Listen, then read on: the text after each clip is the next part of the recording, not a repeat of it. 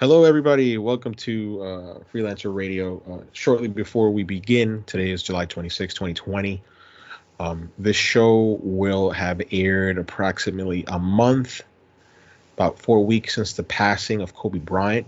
Our beloved Kobe Bryant has passed away this morning in Southern California in a tragic helicopter accident alongside uh, eight other people. One of them of which was his 13-year-old daughter Gianna, Gigi as she was called, um, Baby Mamba. Mambasita as he Yeah. affectionately called her, and others who I apologize for not knowing their names. I know one of them was a baseball coach. His wife and his daughter Alyssa also passed away. The pilot. We have all of their families in our prayers, and we send the deepest. The folks here over at Freelancer Radio send the deepest of condolences to the deceased families. Um, Before we start the show, I just wanted to kick off uh, by saying that I was a big fan of Kobe Bryant, not unlike other people. I grew up watching Kobe. hmm I'm 30. I don't watch. I won't proclaim to be the biggest of basketball fan, the biggest of basketball fans, but I grew up watching the sport. Everybody talked about Michael Jordan. I was a little older when I started watching basketball. Michael was big, but he wasn't the superstar that he was at the beginning of his career. My Michael Jordan was Kobe. I was never a Lakers fan per se. I was a Kobe Bryant fan.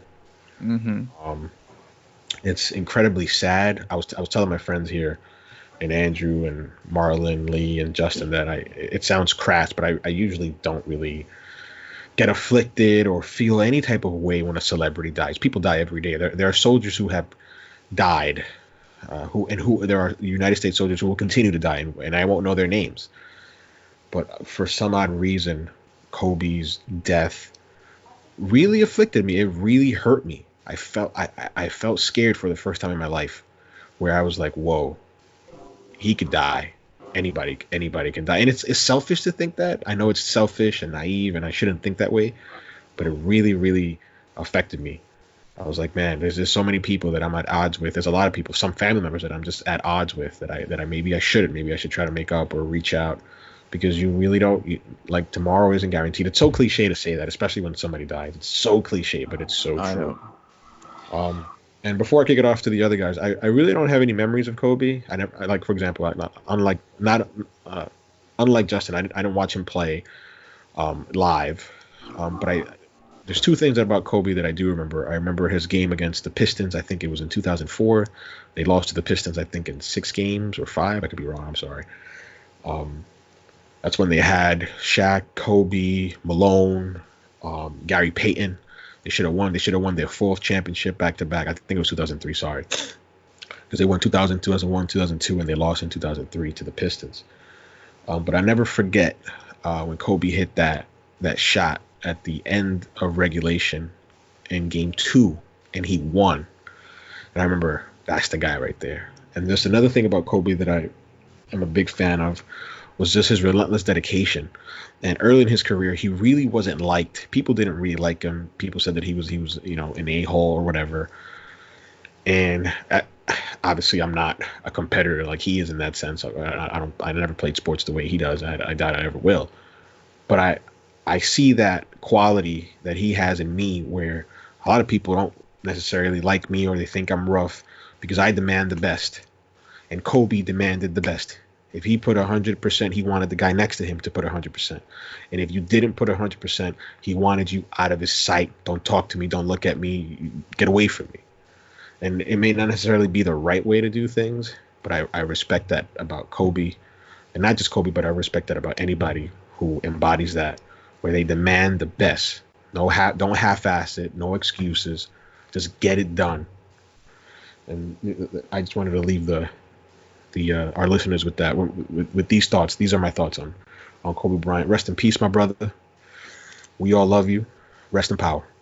And with that, I'll kick it off to anybody else who has any comments on this tragedy today. Marlon? Um, Kobe Bryant it's one of those superstars that you look up to, that there was a before and there was an after. We always put Michael Jordan to in the elites of the elites. We always keep saying that Michael Jordan is the greatest of all time, and we can make the argument that Michael Jordan is the greatest of all time. You can make the argument that Bill Russell is the greatest of all time. You can make the argument that Larry Bird, Magic Johnson, even LeBron James, Stephen Curry. But the Mamba, the way that he played the game, the way that he executed his philosophy when it came to basketball, the way that he portrayed himself in court and out of court will never be replicated, will never be duplicated. And honestly, to the listeners and to everybody out there, I don't want it to be replicated.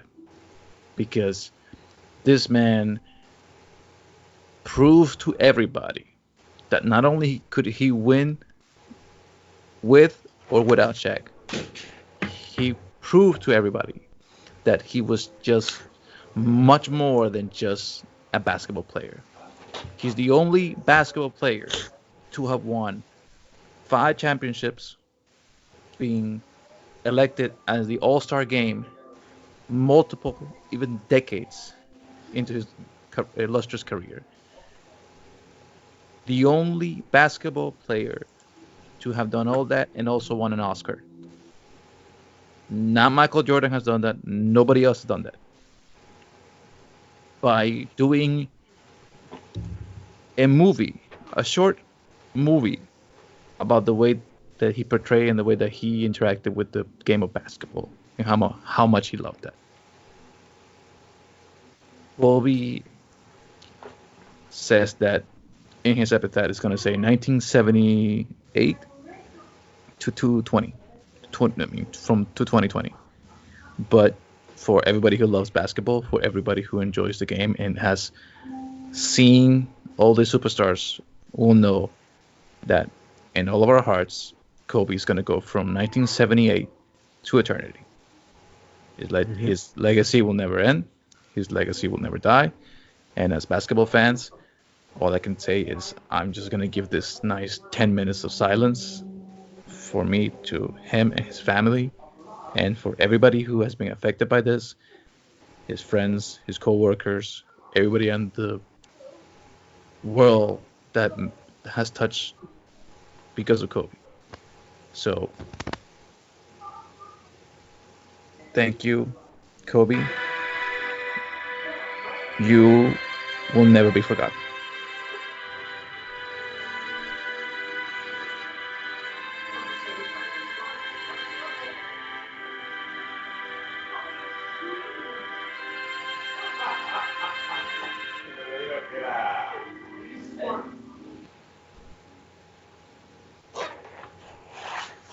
That was great. That was a really good send off. I guess Justin, you got your thoughts, or Andrew, whoever. I don't really got much to say to be honest about the topic. Just his legacy definitely is not going anywhere. He's one of the all-time greatest at basketball. No one could ever dispute that. It's just what happened was just a sad thing, to be honest. I mean, regardless of who it happened to, unfortunately it was him, but it's just a sad thing. And I feel for his family and his close ones. I say, as a resident of SoCal, a man who only lives an hour of good traffic from the Staples Center, I always knew of Kobe growing up. He was a Laker and one of the greatest Lakers, and probably, when I started barely getting into, sports and basketball and whatnot, Kobe the ball hog. But Kobe the ball hog was carrying that team. And then, Shaq was there eventually, and then they started winning their back-to-back. And then I didn't know much about basketball then. And then, of course, I'll say this on, live. on the podcast, but I didn't get really into the Lakers or basketball until I started dating Aaliyah back in high school because she was a super Lakers fan and she was a mega diehard Kobe fan. And she was a Kobe fan, so she got her Kobe jerseys, gold, purple and gold, white. She even has like the black Laker one, the Los Lakers jersey. Yeah, that old one. Wow. Yeah. And I bought my Pau Gasol jersey, so we went to a couple of games. So I probably saw Kobe play at a Lakers game back in like 2006. No, I'm sorry, not 2006, 2008. 2008, and then they won 2009. Um, yeah, so I remember going to the Laker parade at 2009. That was a pretty epic year. Was it 2009? Oh, I'm getting all my years mixed up right now. I think I forget how it went, but I know that like in 3 years, 08, 09, 2010, Yeah. it was like against the Celtics. I think they won in 2010. I know they lost one to the Celtics. I forget which one. But And then anyway, I was go telling ahead. the fellas here that the best moment for me was watching Kobe was during the was him against Matt Barnes is that iconic scene where Matt Barnes tries to like pump fake the ball in Kobe's face, and you could Kobe didn't flinch at all. Like he he just stood there and knew that this motherfucking Matt Barnes was not gonna do it. Like he's like, I know this guy has no balls to actually fucking throw this shit in my face, and he called and like, oh my gosh, that's such an iconic moment for me. I'm like, this For guy's a man. me, the moment that I remember quite clearly is that 2010 final between the Los Angeles Lakers and the Boston Celtics. It reminded me of that old Showtime era. I wasn't alive back then, but because I lived in Honduras, and sorry about the clock, but because I lived in Honduras, we were able to see a lot of the replays of that era. I saw a lot of games between Larry Bird and Magic Johnson, and I saw how furious and fervent that rivalry was. And then I thought to myself, I will never gonna see that again. You know, that Boston Celtics versus Lakers era was something that I wasn't born and I didn't get to see it. And yet here comes 2010, and the rivalry it is renewed, and we see a Los Angeles Lakers with Kobe Bryant facing off against a Boston Celtics with Ray Allen and Rajon Rondo. Dude, it was for me one of the greatest series for basketball. I could make the argument that me being a Miami native, you would think that I would have preferred the 2006 when the Miami Heat finally won it with Wade and Shaq. But no, like that championship right there was for me what I hope was going to be the revival of that, rivalry. It didn't happen, but Yeah, for me, I that's thought what it was gonna we're gonna see the revival of that. But yeah. Just the to add game, one final memory. Oh, sorry, Marlon. I apologize to you. no, it's okay. Go ahead. No, no, go ahead, go ahead. No, what I'm saying is that the game has changed so much from the 80s, from the 90s, and from the early 2000s. The game nowadays it feels like a bunch of superstars getting together and trying to win a championship.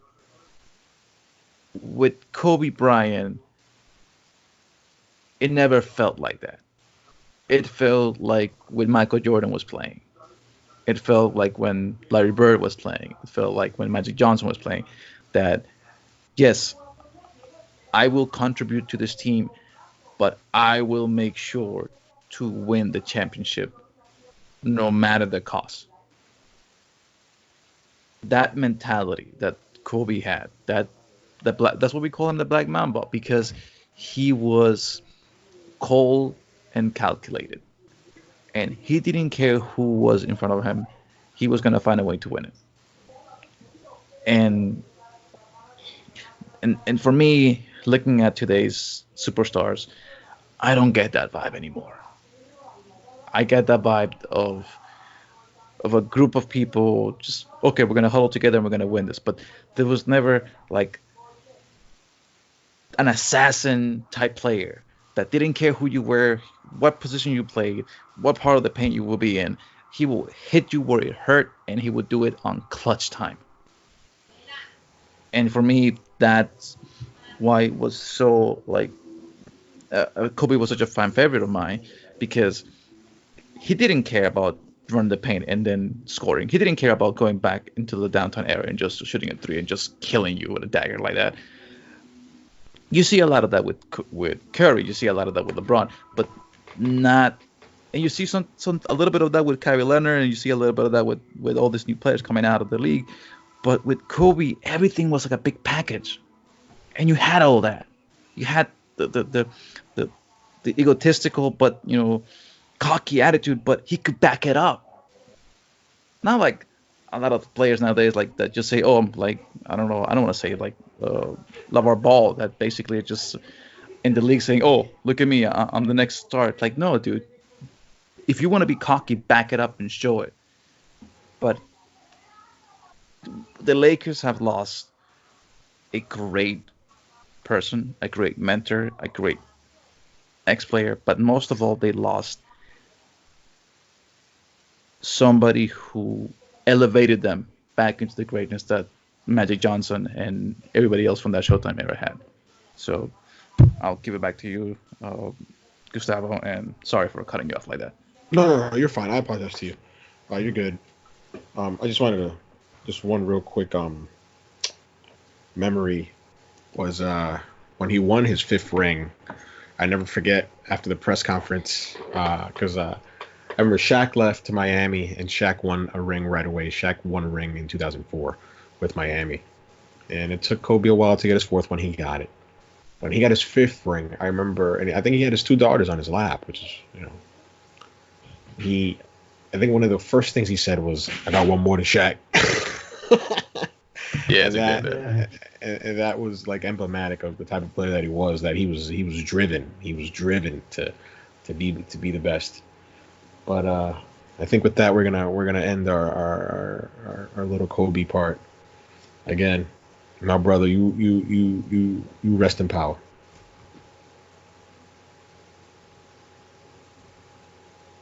Okay, now I'm waiting maybe 5 seconds just for editing purposes. 1, 2, 3, 4, 5. Now I'm gonna go into the show. Wow. All right, good. Uplifting spirits. Good. Let's do it. Welcome to the final episode of Freelancer Radio. Lost episodes of the TMSG show. Our 7th and final show. Actually, before we kick it off, we're going to go back to our normal routine of we bring a topic to the table, we discuss for 20-25 minutes, maybe a little more. We're going to see who's going to kick it off first. But before I begin, I want to say thank you to all of my friends, Andrew, Justin, Lee, Marlon, for being part of this, for helping me do this. I also want to give a shout out to our founder, who's this show. This is his baby. This is his idea. KJ, wherever you are, I hope you find your peace, brother. Wherever you are, I hope you find what it is that you're searching for. I wish you and your family nothing but the best, my man. Know that we here over at TMSG, we still love you. We still got heart for you. And whenever it is that you're ready to come back, whenever it is that you're ready to reclaim your throne, it's right here. Come and take it, baby. Come and take it. I'm sorry if I left out Lee. Hopefully you can get back into the show. He's having technical difficulties with his 2005 laptop computer. He's doing planks. Windows 8. Metro. I also want to give a shout out. I also want to give a shout out to our dear friend Nick, who unfortunately was never part of the show. Nick, Logan, Jacob, TMSG Originals. I also want to give a shout out to all of our special guests that both KJ and all the other members managed to get on the show. Smash Lee, Coffee Witch over in I think South Dakota, Your Anthem, Will, I believe. Oh my God, I'm so sorry if I'm leaving anybody out. I'm pretty That sure Mama Rocks. Oh my God, that Mama Rocks over across the pond in the UK. How could I ever forget about Mama Rocks, even though I wasn't on that show?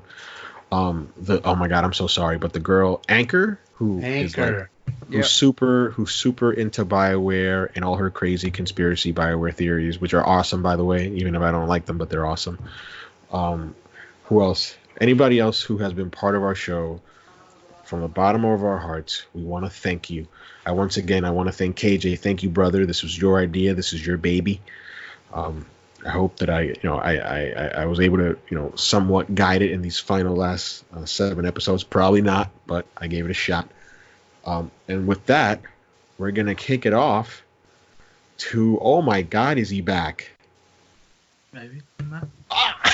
Yes, Hey. the gingerbread man is back. Ladies That and is- gentlemen, we are live from New York City. No, I'm not doing that. That is So- awesome timing.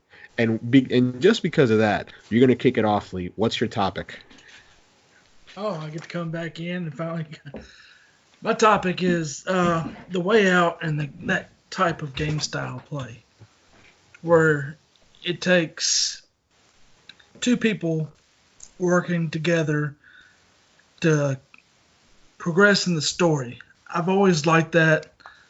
Me and Goose, me and Andrews both played the way out. I don't think Andrews ever finished it though. I did finish it. I finished it with you first, and I think you went back with Goose to platinum it or something like that. No. But I've been Yeah, trying to like- look. I kicked your ass in that game. Oh yeah, you did kill me at the end, didn't you?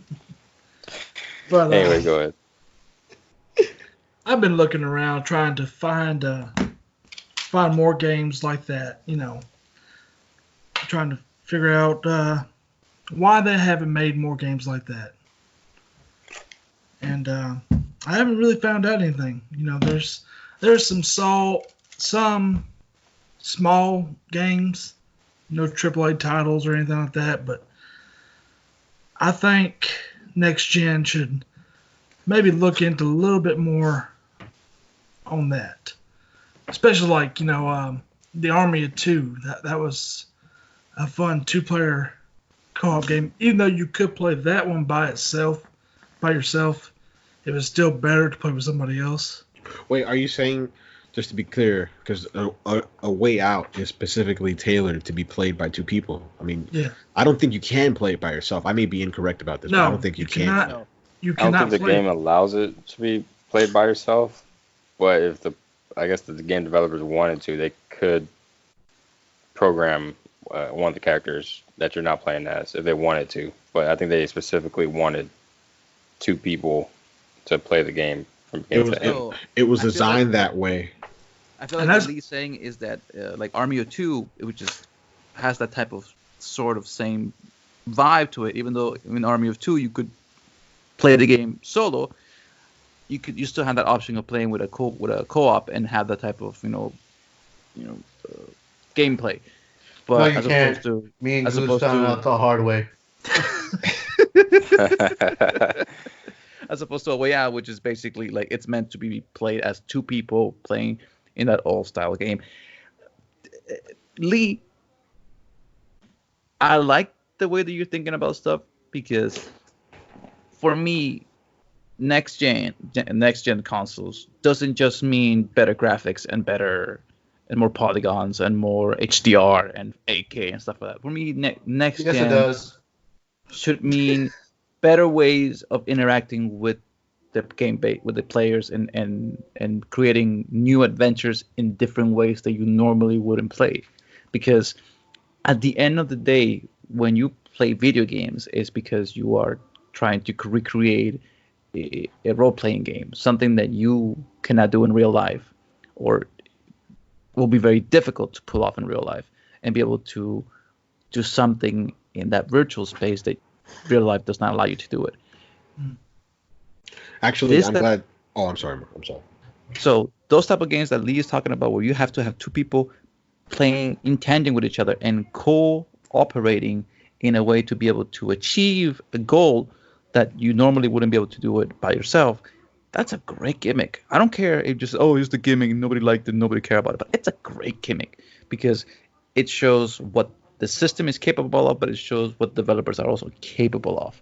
So I'll hand it up to you, Goose. What do you think? I agree with you. I'd even go as far as saying that I think that it's more than a gimmick.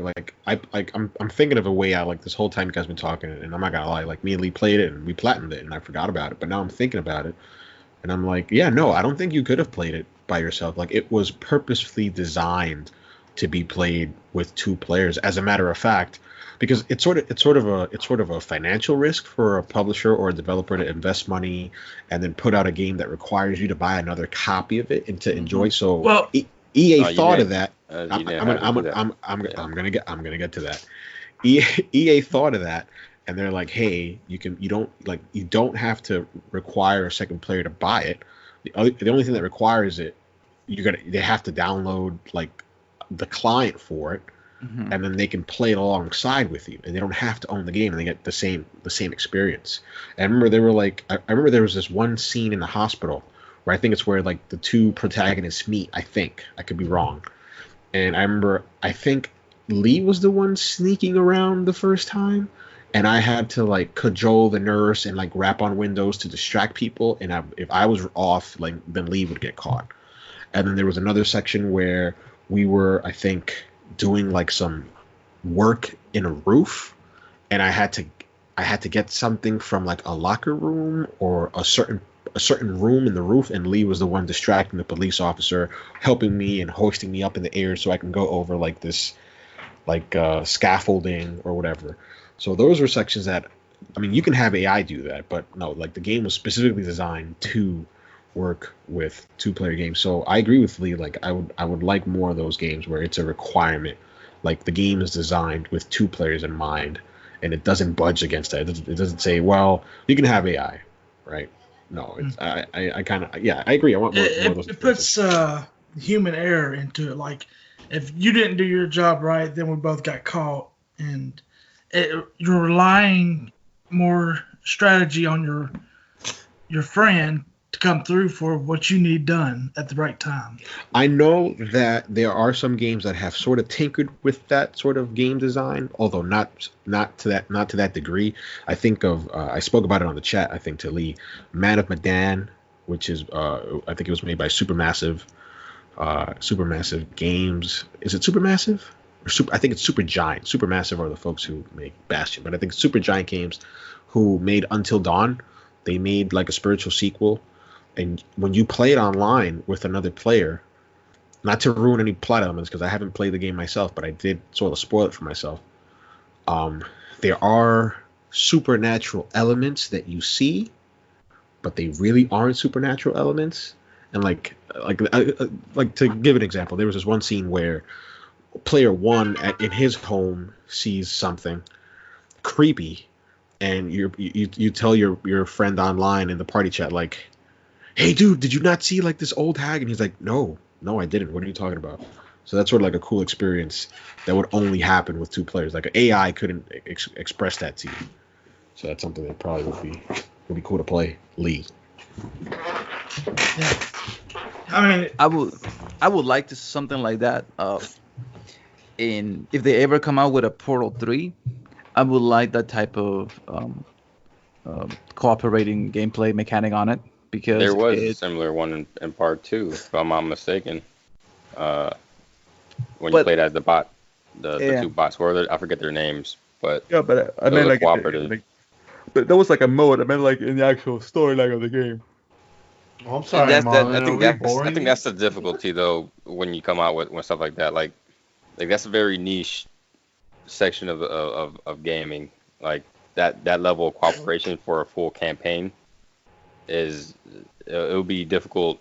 Like the way y'all kind of did it, but to sell that, like how many more stories can you really come up with that single purpose in mind? Like there's a lot of co-op games out there. Don't get it wrong. You have all kinds of shooters, they raids and stuff like that. Those have to be cooperative to be able to accomplish those things. But to have a full fleshed out campaign like a way out, it's very specific to that. And then there's not much, like in that story at least, there's not much flexibility after you beat the campaign. Like how much more is there to do in that game? Not much. Yeah. Which So makes sense. the level of cooperation, don't get me wrong, I think it would be awesome to have more of those type of games because I have friends that I'm able to do that with. But like I said, that's a very like niche like genre, I guess you could say. I understand what your point of view about being a very niche market when it comes to how the developers should be able to do that type of game play. But I feel that my main gripe is that developers should start looking into different types of gameplays and just be more innovative when it comes to creating new games for this next generation. Because let's face it, lately we've been getting a lot of video games that are basically your standard cookie cutter video games, either shooters, RPGs, and sports games that don't bring anything new to the table. We've been getting the same FIFA for the past 10 plus years. We've been getting the same NBA 2K for the past 20 plus years. And I want to see more innovation in that front because at the end of the day, if you are buying a system that's going to be the next generation of video game, and yet the type of games that we're playing don't push the envelope when it comes to what is gameplay and what you can do with the game, then what's the point? Because then we're just basically playing a prettier version of Call of Duty every year, which is already something that we're doing, and it's not bringing anything new to the table. So for me, the Lee's idea, while it may be niche to some people, I feel like we kind of need that type of brainstorming from developers. But then again, I have been wrong. I definitely hear your argument, but just the sports thing. I mean, you're not gonna get away from that. Players update every year. You're not. It's gonna change. It almost has to be like a yearly release. I don't really unless you come out with like something. I understand that, but like lately it's been like not even the models have changed at all. It's just literally Yeah, but that's lazy. That's lazy game development on their part. Man, that's not. That's it's like, oh, here we just changed the freaking kits. Now they're not white. Now they're black. Great, beautiful. Give us $60.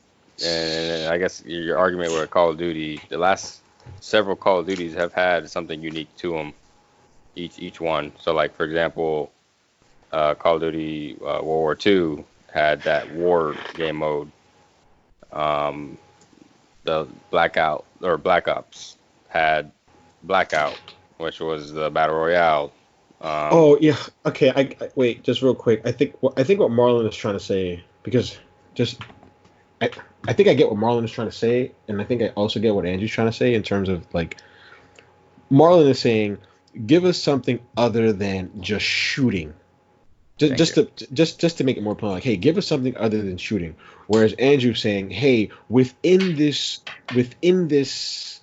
I'll just say within the shooting genre, we have different modes. And Marlon's basically saying, hey, I want you to think outside that box, which is very big, and within that box, there's lots of different modes and let's call them playthings. I want you to just create a whole different sandbox. Give me a completely different core gameplay loop that doesn't necessarily involve shooting or hitting a baseball or throwing a ball or platforming, any of the common core gameplay loops that are present in video games today. I think that's what you're saying. That's what I'm saying. Like, think about it like this: why is Half-Life 1 and 2 so beloved in the game universe? Because what they brought was, it wasn't just shooting. Back then, it wasn't just about shooting. It was all of these choices that you have, and it was all the interaction that you can have with the environment that nowadays you don't have that anymore. I mean, think about it. Who would tell you, hey, listen, you're going to be having this gun who's basically allows you to pick up any item that you want, and you can just throw it. and basically use that as a way of just with the world. And you're going, huh? Okay. I think it depends on the game you're playing, man. It depends on if the you play game, mainstream yes. stuff like Call of Duty and FIFA, like of course you're gonna get the same recipe most of the time. But there are games that come out that came out in this generation that But what I'm- changed things what up. I'm- Death Stranding, Ex- Goose here, Death Stranding took a simple Which is what I love package, about that game. mail system and made it amazing. Fetch quest. Fetch Quest made it amazing, and then you have games It like basically Control, you learn who's kind of describing what you're talking about. You're picking up items and throwing them. Like Control is like a psychic power game. You do all kinds of crazy stuff. exactly. And it's a shooter, And- and it's a RPG. So I hear what you're saying, man.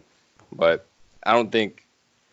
I guess going back to the main topic on hand here, where yes, I agree there should be more cooperative, focused games. Yeah. But there needs. My only argument to that was I would hope they have more replayability to them than like a Way Out. Yeah. Simple story. Like Perfect. No. One and done. Great. I'm gonna use what you just said and pivot over to oh my god, I apologize to Lee. I'm gonna try to not salvage this, but I'm not fixing it, but just include Lee on this one. Lee basically starts off the premise by, hey, listen, I really like this particular genre of game or this gameplay loop, and I'd like to see more of it. Andrew says that was fun, but it lacked replayability. So then I'm gonna shift it over to Lee and say, hey, Lee, do you have any ideas or anything that you would like to see done in that particular type of game that you would enjoy based off what you enjoyed on A Way Out? On the Way Out, it combined, strategy, working with friends. I mean, all right, like I said, Army of Two. If they made that similar to The Way Out, where you had to play with somebody, not just by yourself, and you're relying, it would cover more of the shooter that everybody likes, but you're relying on your partner to get through the game, to help you with enemies, because, all right, so I'm just using Army of Two because that reminds me a lot of The Way Out and how trying to make a new generation type of A Way Out. In Army of Two, you had to have somebody that was getting aggro, getting the fire, making everybody watch. The other one could sneak around to flank them and shoot them in the back, whatever. To me, that's why like A Way Out. One of us was trying to keep the guard's attention, while the other one snuck into a building to get a tool or whatever he needed. It's more of a strategy type game to me, and that's the game type I like. Is strategy and there's several ways they can go. They can go a shooter that way with Army of Two. They can go all types of way. Now the replayability, once you beat the story, I mean I don't know what you could do on that. But What we need to play lead probably something like a RTS that's cooperative. I think that's what we need to play. RTS, for those who don't know, is a real-time strategy game. So kind of like XCOM or something like that. Makes sense. Where you have to, it's strategy, and yet it's you're relying on all the teammates to perform their actions or what is accordingly. I think I'll give that'll an be. example. I'll give an example. There's a great game for the virtual reality console, or basically for Oculus and for where basically it's like defuse the bomb, where you have somebody reading you the instructions and you have to work with that person That's to a good basically party defuse. game. So you have no idea what they're talking about. You're going by just instructions what they're telling you. You're just going, what the hell is going on with the box? That's a great idea because you need to rely on somebody and you have that real time, talking about people, and you have that real time about just interacting with the person and playing together in a common goal. I would love to see something like that with like a sniper game, because usually in the military, when it comes to sniping, you have two people, one giving you the information and the coordinates to be able to hit the target correctly, and you have the actual sniper, which is okay.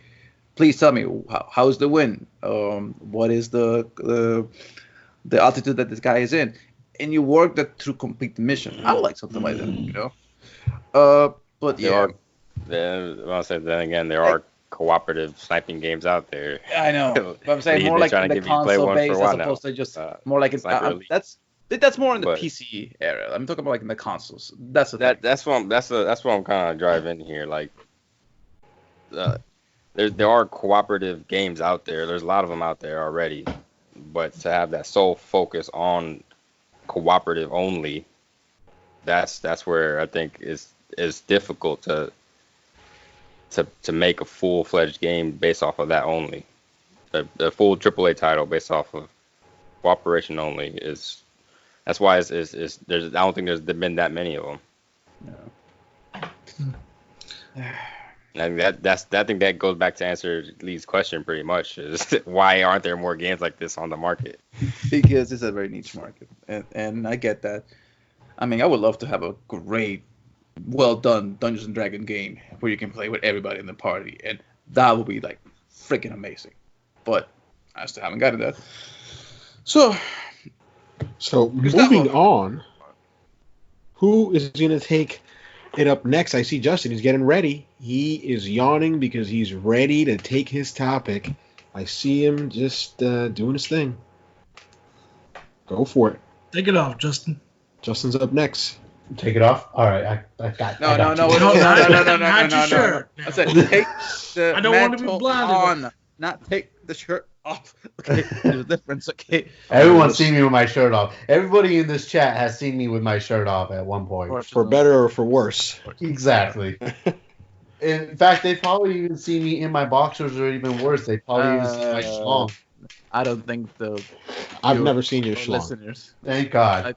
Thank God. What happens in Vegas stays in Vegas. Oh, That's right. Except if it's herpes, then it comes with you.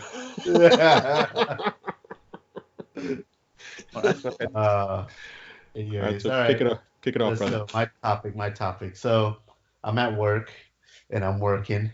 I'm in my little dark room, my little broom closet. I'm just typing away, just Jerking doing my thing. And here comes Joe, fucking kicking down the door. Boom, motherfucker! Yo, I'm not ready, and I don't have everything on. It's just basically On it, covering his blanket. He goes, motherfucker, where have you been? You don't turn on your PlayStation no more or nothing. And I'm like, dude, I just been in this, what Gustavo calls a rut. No, you're meaning a rug. Okay, there's a difference, okay? I mean, he's like, come on, man. He's like, the new season of Destiny 2. Yeah. Just jump on and try it. And I'm like, dude, the sandbox is trash. It's trash. No. It's trash. I lost my shit. So, okay, let me rewind a little bit. After the new update with the new Destiny-style gameplay and game-wise, before the update, I was able to take out any Guardian with the last word fully loaded, no matter what. Doom, doom, doom, doom, doom. Land all my shots. After the update, on God, I unloaded all 8 rounds into this Titan who was charging at me and threw a knife and it hit him. And he shoulder charged me and I died instantly. And he just ran away. I guess he had the last word. That's all I gotta tell you. Okay. So right then and there, I said, that's it. I'm done. This game is now officially trash. No, wait. Stop. You mean to tell me that you went into a multiplayer game with your last word because a Titan shoulder charged you? Mind you, we know the Titans have been destroying us for the part of 3 years when it comes to shoulder charge. Because you could not kill him with your last word, you said, I am a done. knife. And a knife, yes. Absolutely. In any other game, I would have killed them and I would have made my dash get away. And then of course, I tried again and again, and shit just wasn't connecting. I don't know what it was. Maybe it was just me, but then Maybe it I was think you just just somebody missing. I think you no, just I miss us, man. That's what it is. I'm not no. Did playing you no more. check the? All the Did you markers, check all the?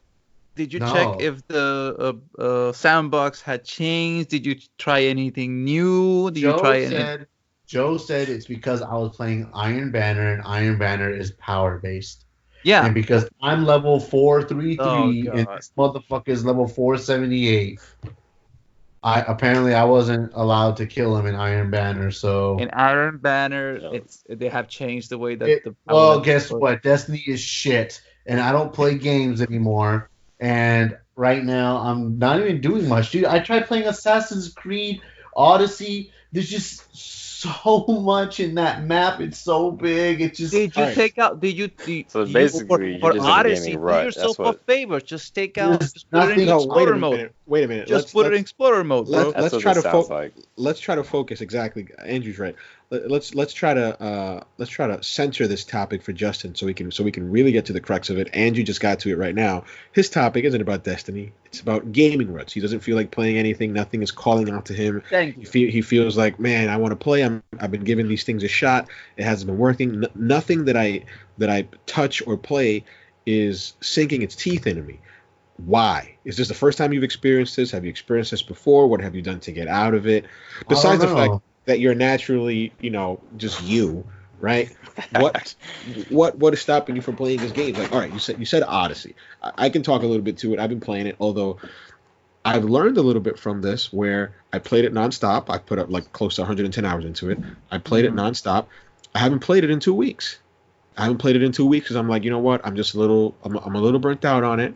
But next week, I'm already planning it. Next week, I'm going to go back to it, and I'm going to just hit it hard because I feel it already. Like, I want to play it. I kind of miss it.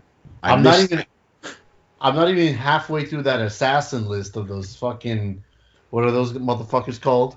The cultist. The cultists. Oh my god, there's just so many of them. The map is just too big. That's what she said. But it's just When it What comes to other open world games? games like that, you got to be very careful, man, because you get easily get overwhelmed, and then two, easily burnt out. So Yeah. you got to be very cautious when you tackle very I large. think I scale burned games like myself that. out. Oh, I told Goose yesterday. Was it yesterday or Friday? I repurchased. I double dipped into an old game, Prototype 1 and 2, the Biohazard edition. Did you boot Both it of up? those are fun. Yeah, those are fun. So I'm playing Prototype 1. I'm literally at the end right now. I just got to kill the final boss. And Oh, I can okay, play good. So you're Prototype making some 2. progress. yeah, I have to play an old ass game. There's nothing out there that's calling to me right now. Well, That's there's a like lot me of saying. well, That's like me I'm in saying. this. That's I'm like in me the saying same boat, I'm not man. gonna buy. I'm not gonna buy an Xbox Series X on day one because I haven't used the full advantage of my Xbox One yet. Peasant. No, I'm just kidding. You're an idiot. You're an absolute idiot. I'm in the same boat as you, man. Like the other day, I was actually on the PlayStation Store, and there was a sale for Destiny for like $23, and I was like, man, is it even worth it jumping back into this game right now? But I'm burnt out on Destiny, man. I think I did way too much Crucible in the first couple of the competitive seasons, and I'm just burnt out on it. And then I actually re-downloaded Witcher 3 and Horizon Zero Dawn, 2 games I haven't finished yet. And I just started up on Horizon Zero Dawn again. But these are some old ass games, man. I think Yeah. what it is. No, there's nothing wrong with that. Yeah, there's nothing wrong nothing with there's nothing wrong with that. I'm not saying there is. Trust me, there's a plenty of old games that are phenomenal. You just gotta revisit them.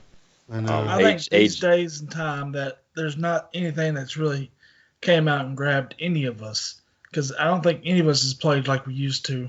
I know. I miss all you guys. Previous years.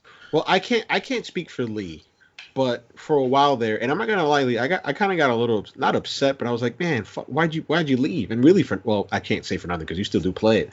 But when Lee and I were playing Gears 5, man, I was in a rut, and I played the campaign with Justin, and I knew that Justin wasn't gonna stick around for Horde, but Lee did, and me and Lee, we were playing that pretty hardcore for like 2 to 3 weeks. I mean, I was in it, man. I was like planning shit in my head. Like I know when I'm into a game, when I'm at work and I think about the game. Like that's when, because I'll be honest, when I'm at work, I rarely think about video games because I'm thinking about work. I gotta work, but I'm thinking about, man, which one are me and Lee gonna tackle next? And we gotta get High Side, and we gotta get Rocky, and who were the folks that we played with on Xbox. And I'm like, man, that game really sunk its teeth into me before Death Stranding, and I'd love to go back and play some another more. Another game that like you tried and I tried to help you with it was State of Decay 2.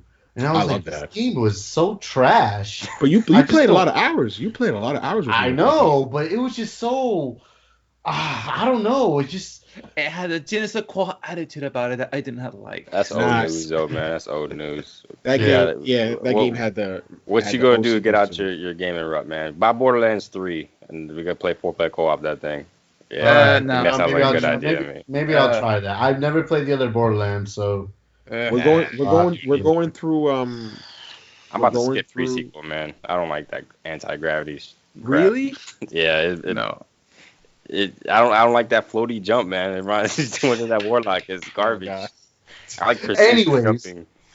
So the thing was, other than my gaming rut, because I'm in this gaming rut, I've been watching a lot of streaming services lately. You know, Pornhub, Spank.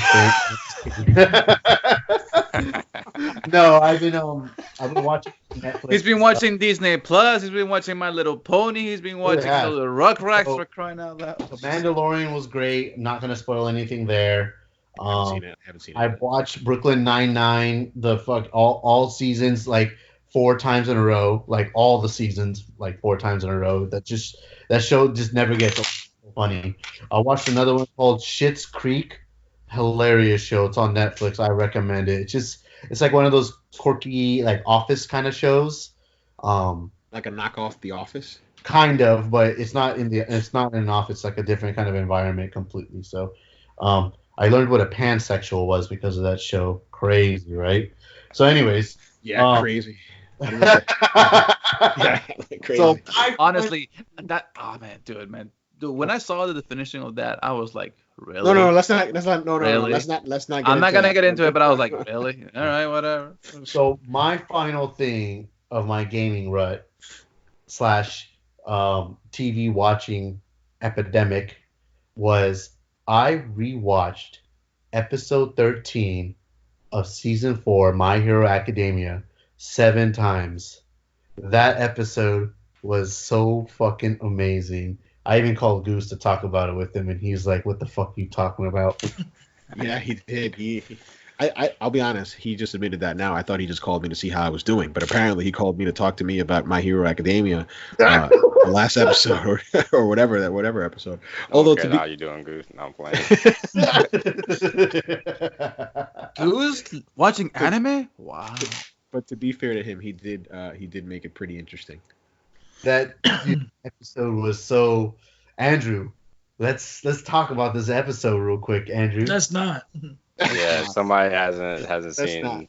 Let's not. Because Lee's the only guy here who doesn't want to read while watching a fucking TV show. God damn it, Lee! Just text me or something afterwards, man. I'll talk about it. Jesus Christ! I even called Julio and I was like, Julio, we're gonna talk about this episode. And this motherfucker literally stepped away from dinner with his wife, and he's like, "Let's talk about this episode." And I was like, dude, this guy, like, I swear to God, man, I would love to see you guys actually on like a freaking Thanksgiving style dinner. Everybody's gathered together. It's like, all right, everybody, we're gonna be breaking bread and talking about anime. Who wants to talk first? And Lee, like, no, shut up. I don't want to hear anything. I haven't read any other shit. I haven't seen any other stuff. And then I'll be like, well, I guess I'm out this conversation because I don't know shit. I tell you one thing. I've also been into an anime rut. Like, I'm only on the 3rd season of My Hero Academia, or not 3rd season, 3rd episode of the season. Oh, okay. And I'm like, I've got like 5 in my DVR right now just to watch, and I'm like, I really just don't want to watch it right now. I have been turned off. I mean, I haven't been wanting to do anything but be out of the house and hang out with friends.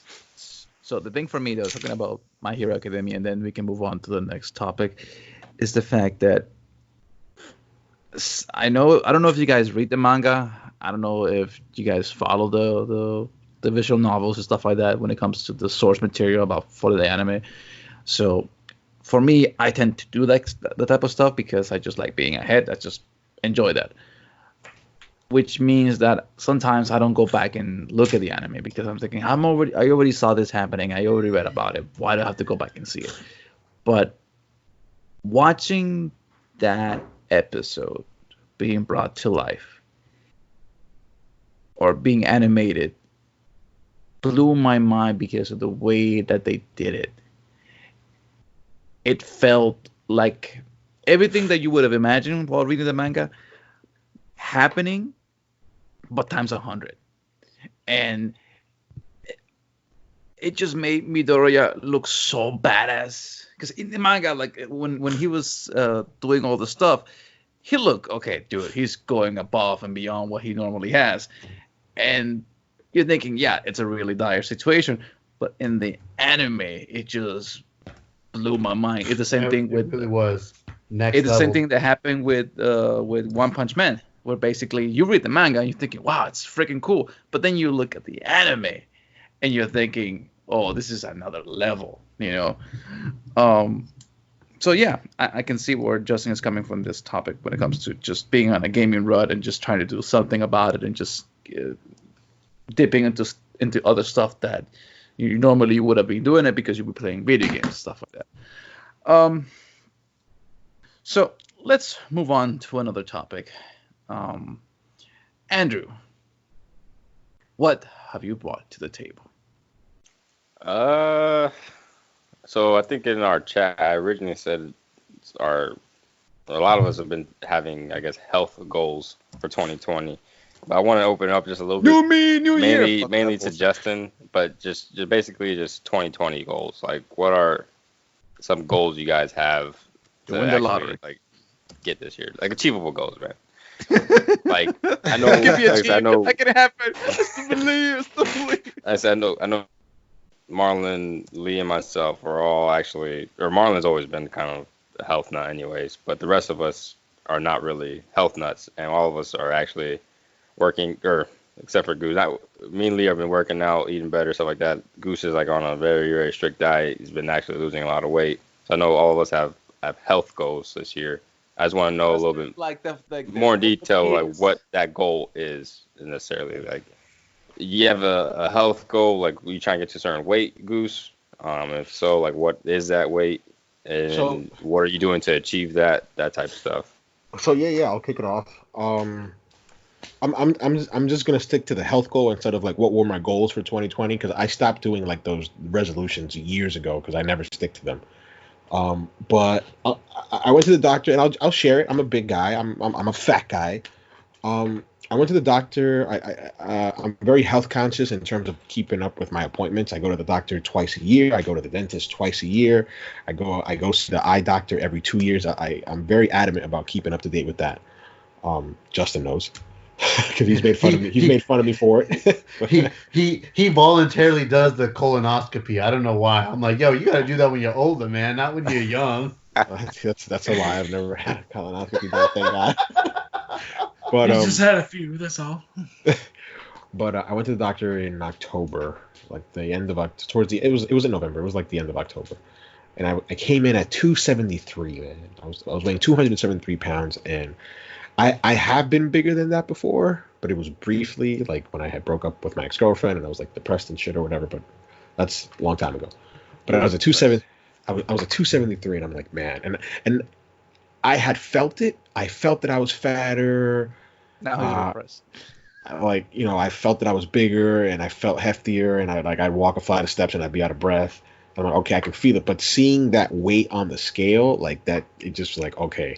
I remember I text my brother like a week later, and I'm like, yo, like, because my brother was a heavy set guy too, and he lost a lot of weight, and he actually looks like Marlon. Like he's very muscular, very fit. Like he preps his meals and all that. But he's ugly in the face still, though. Yeah, sure. Because AJ, Marlon ain't no good-looking motherfucker. Wow, that was a sick burn. Yes, we know that. So I hit my brother up, and I'm like, yo, in 2020, I want to start a diet. And the first thing he asked me, he's like, "Do you want to go to the gym?" I'm like, "No, path of least resistance." That's all I wrote, path of least resistance.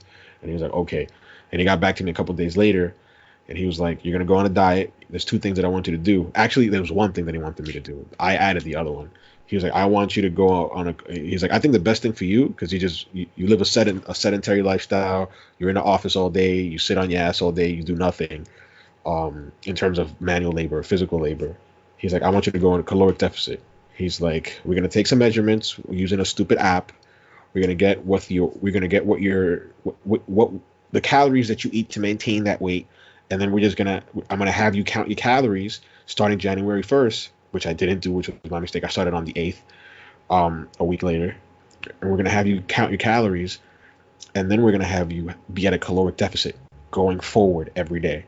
And then I did a little bit of research because I know nothing about this. All this stuff is new to me, and I started doing intermittent fasting. And so far, that's the thing that I've been the most proud of, because since the 1st of January, I have a very strict eating window. I eat between 11 to 7 a.m. Before 11, I do not eat. After 7, I do not eat. I eat at 11 or 11:30. Then I'll have a meal at 3. And then when I get home, usually around 6:30, I'll have another meal. From 11 to 7 a.m.? So you do From this at night? Yeah, from 11 in the morning to 7 a.m. It's if they 7 call it p.m. 7 p.m. Sorry, 7 p.m. Oh, okay. I'm like, whoa. 11 to 7 p.m. I have an 8-hour eating window, and I make sure to eat my meals because I don't want to be short in calories. What's my plan? My plan is basically to get below 200 pounds. In October, I was at 273. When I weighed myself on the 1st of January, I was at 268. I actually weighed myself this morning in anticipation for the show. I am at 254. Nice. So since the 1st till now, I've lost 14 pounds in 26 days. It's not something that I'm proud about. It's not something that I'm clapping like, "Hey, I've done it," because I am not done. This journey is just starting. For the first time ever this week, I prep my meals. I used to make fun of my brother. I used to be like, "I can't do that, bro. That's too much for me, man. That's you. I used to be unsupportive.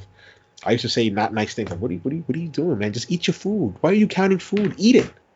But he did something with the app. It's all with the app. That app it's like a trophy list to me. Yeah. And I look at it, and it's just like my OCD brain kicks in, and it's just like I'm back in Death Stranding. I'm back in State of Decay 2. I am God, and I have to micromanage everything on that list. I bought a scale. I spent like 100, and I'm not bragging. This is not me bragging. I spent like $120 on groceries on Friday. I bought cauliflower rice, chicken breast, because I want to make sure it's like high protein. I'm familiar with terms like macros. I'm familiar with terms like basal metabolic rate, your total body expenditure, TDEE, like all this stuff that I had no idea about, because I'm like, I can't count on my brother for everything, because he's going to tailor his diet to basically, I think, is what Marlon and Andrew are trying to do, where they're not trying to lose weight but gain muscle, which is very, very difficult. I found out through reading. My diet is probably easier because all I want to do is lose weight. But thanks to my brother, he said, "Hey, dude, if you up your protein significantly, you'll lose weight, but you'll keep muscle mass, which is what you're going to lose if you just did a straight up caloric deficit." So I spent like $60 on fucking chicken breast. And I showed the guys this morning. I woke up early. I brined my chicken. I baked it. I heated it up in the microwave, my cauliflower, my veggies. And I have like 10 bowls for the week, like lunch and dinner. And I bought a scale, and basically my lunch and my dinner are between 350 calories to 400 calories a day. From Monday to Thursday, I already have my entire caloric intake for all those 4 days. Technically, even the 5th day, I don't say the 5th day because I'm gonna have something different for breakfast on Friday as opposed to fucking oatmeal every day. But it's a learning process. Something that Andrew said when we were talking privately last week that is so true is stepping on that scale and seeing the numbers go down, because it really feels like all this like effort that I'm putting in is paying off. And like a lot of it is like, oh, thank God I haven't had to step foot in the gym yet. And like my brother's been like, dude, eventually, and I've said this before, I don't want to repeat it, but my brother's like, dude, your body's gonna peak, it's gonna get used to the caloric intake, and it's gonna keep the weight. So eventually you'll have to go to the gym. He's like, my hope is that you lose enough weight that it motivates your fat ass to get to the gym. So yeah, but yeah, that's basically my goal. I want to get to 190 by the end of the year. My brother says that if I keep at it, depending on my metabolism and how my body reacts, I may get there well before the end of the year, just because of how many low calories I'm eating. Go ahead. I'll tell you what probably killed it for you with that 270, or what was it, 274 you said? 273. You were dieting all wrong in the last year. I remember you was starving yourself for like 4 days, and I was like, yo. I'm glad. Just real quick, because I don't want to hog this topic, but just real quick before I kick it off to somebody else's goals. I did do intermittent fasting, but me being the extremist that I am, I don't know why. I was like, you know what I'm gonna do? I'm gonna fucking not eat for 3 days and eat for 4. I remember I explained to my brother. He was like, he's like, you're so stupid. Because I was literally on a water fast for 3 days. But then the other 4 days, I would eat like a fucking madman. And he was like, those 3 days that you went without a single calorie, you negated all of it, by eating like a fucking madman for the 4 days. He's like, you were probably eating more calories during those 4 days than you were eating throughout the entire 7 days of the week. He's like, you're stupid. And he was right. I was stupid. But that's my goal. Yeah, first I just want to say I applaud you, man, because this is very, very difficult step to take, man, to just change your diet like that. So for sure. Thanks. I'll definitely be here supporting and rooting for you, man, along the way. So Marlon, right now you're doing a lot better than I could ever done on a diet. So jump over to Marlon. I know he's a health nut already, and he hits the gym quite a bit. I seen a video not too long ago of you benching some dumbbells that was pretty impressive. So I'm just curious of what some of your goals are for this year, man. All right, so basically my goals for the year are to get laid. No, not really. Honestly, when it comes to that type of department, when it comes to just sex and stuff like that, I'm okay. I could have it or not have it. It's no monkey on my back. My hand is just as good as what he's saying. Fucking A, man. This guy. No, my goals for Sorry, the year listeners, this is the not safe for work section. Yeah, you can say that again. No, my goals for the year are basically very simple. Get down to 10% body fat. It's very simple when it comes to saying it. Very difficult when it comes to execution. Yeah, that beer and that burger the other day didn't. That didn't help, man. Dude, that was good, man. That burger and that beer was good. It looked good, man. I'm not gonna lie, but I sure didn't help. No, but the thing is this, so like for my goals for the year when it comes to that's just overall diet, but overall like fitness wise, get to 500 on the deadlift, get to 415 on the squat, get to 385 on the bench press. That is 3 of my goals for the year. Where are you now? 425 on the deadlifts, 385 on the squats, 305 on the bench press. Mainly because I just got a lot of injuries in the last year. Patellas issues, meniscus issues, mid-axillary issues. I'm getting old, and somebody who does a lot of bodybuilding, as the years get to you and you don't do steroids like I do. I don't do steroids. I'm all natural. The body takes a lot to recover when it comes to just giving all that stimulus.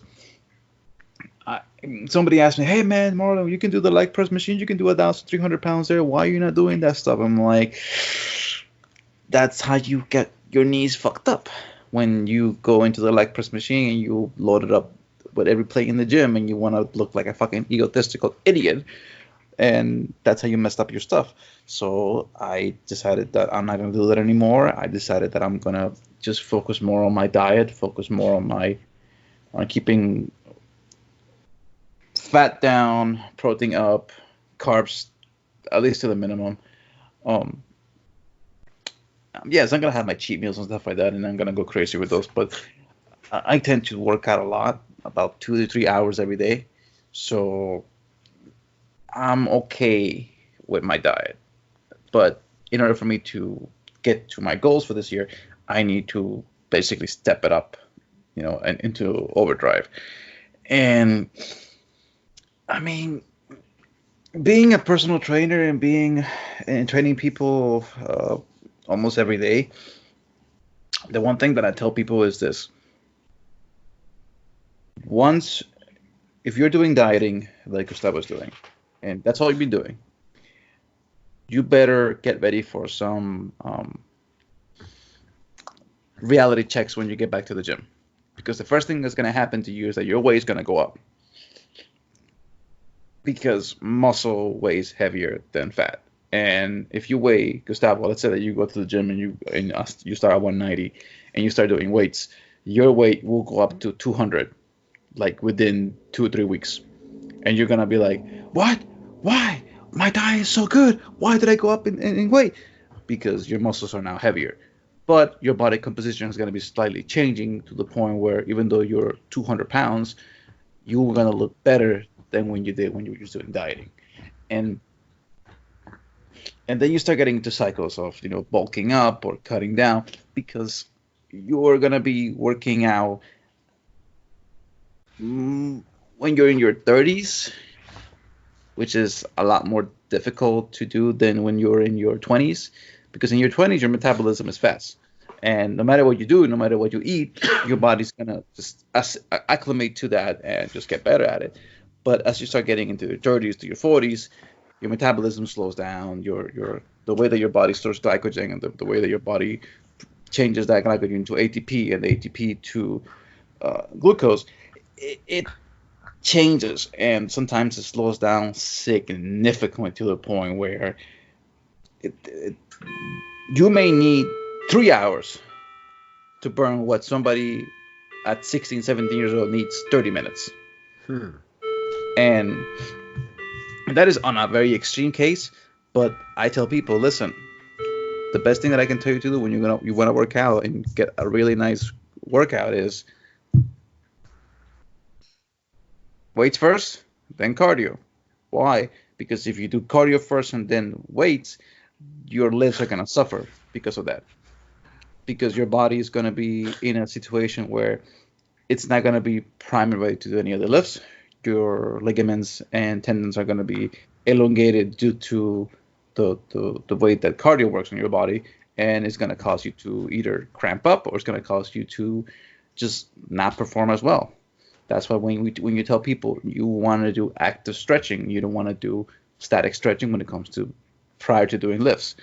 And that's just things that you learn after 12, 13 plus years of working out. Am I a health nut? No. I know that I could change and fix my diet here and there. But I think that the fact that you decided to take the first step, the fact that Lee decided to take the first step, and the fact that they say, hey, listen, I may need help, and they reach out to people that they know and ask for that help, and did not let their egos get in the way of that. That, to me, bro, that's mad respects for me. Thank you. And maybe when I ever see you guys either in Tennessee or see you guys in New York, I'm not gonna be there treating you on a bed while you're, breathing oxygen through a tank. Okay. I'm just trying to make sure, man, my body's like nice and fit by time, so that when we do get to Miami trip eventually, that TMSG Miami trip, Like Oof. I'm gonna be just like Just don't floppy as come- hell, man. Just don't come during 2021. the Super Bowl. Just don't come during the Super Bowl. Let me tell you this: it's Miami right now for the Super Bowl. It's fucking crazy. I'll give you a story. This is a mad random, nothing to do with the topic, but it's mad random. So there is a yacht that is, what is it? Park. I mean, it's dock next to the Bayside and next to Bayfront Park, and it is a yacht that's being docked there, and the people pay the lease to be docked there.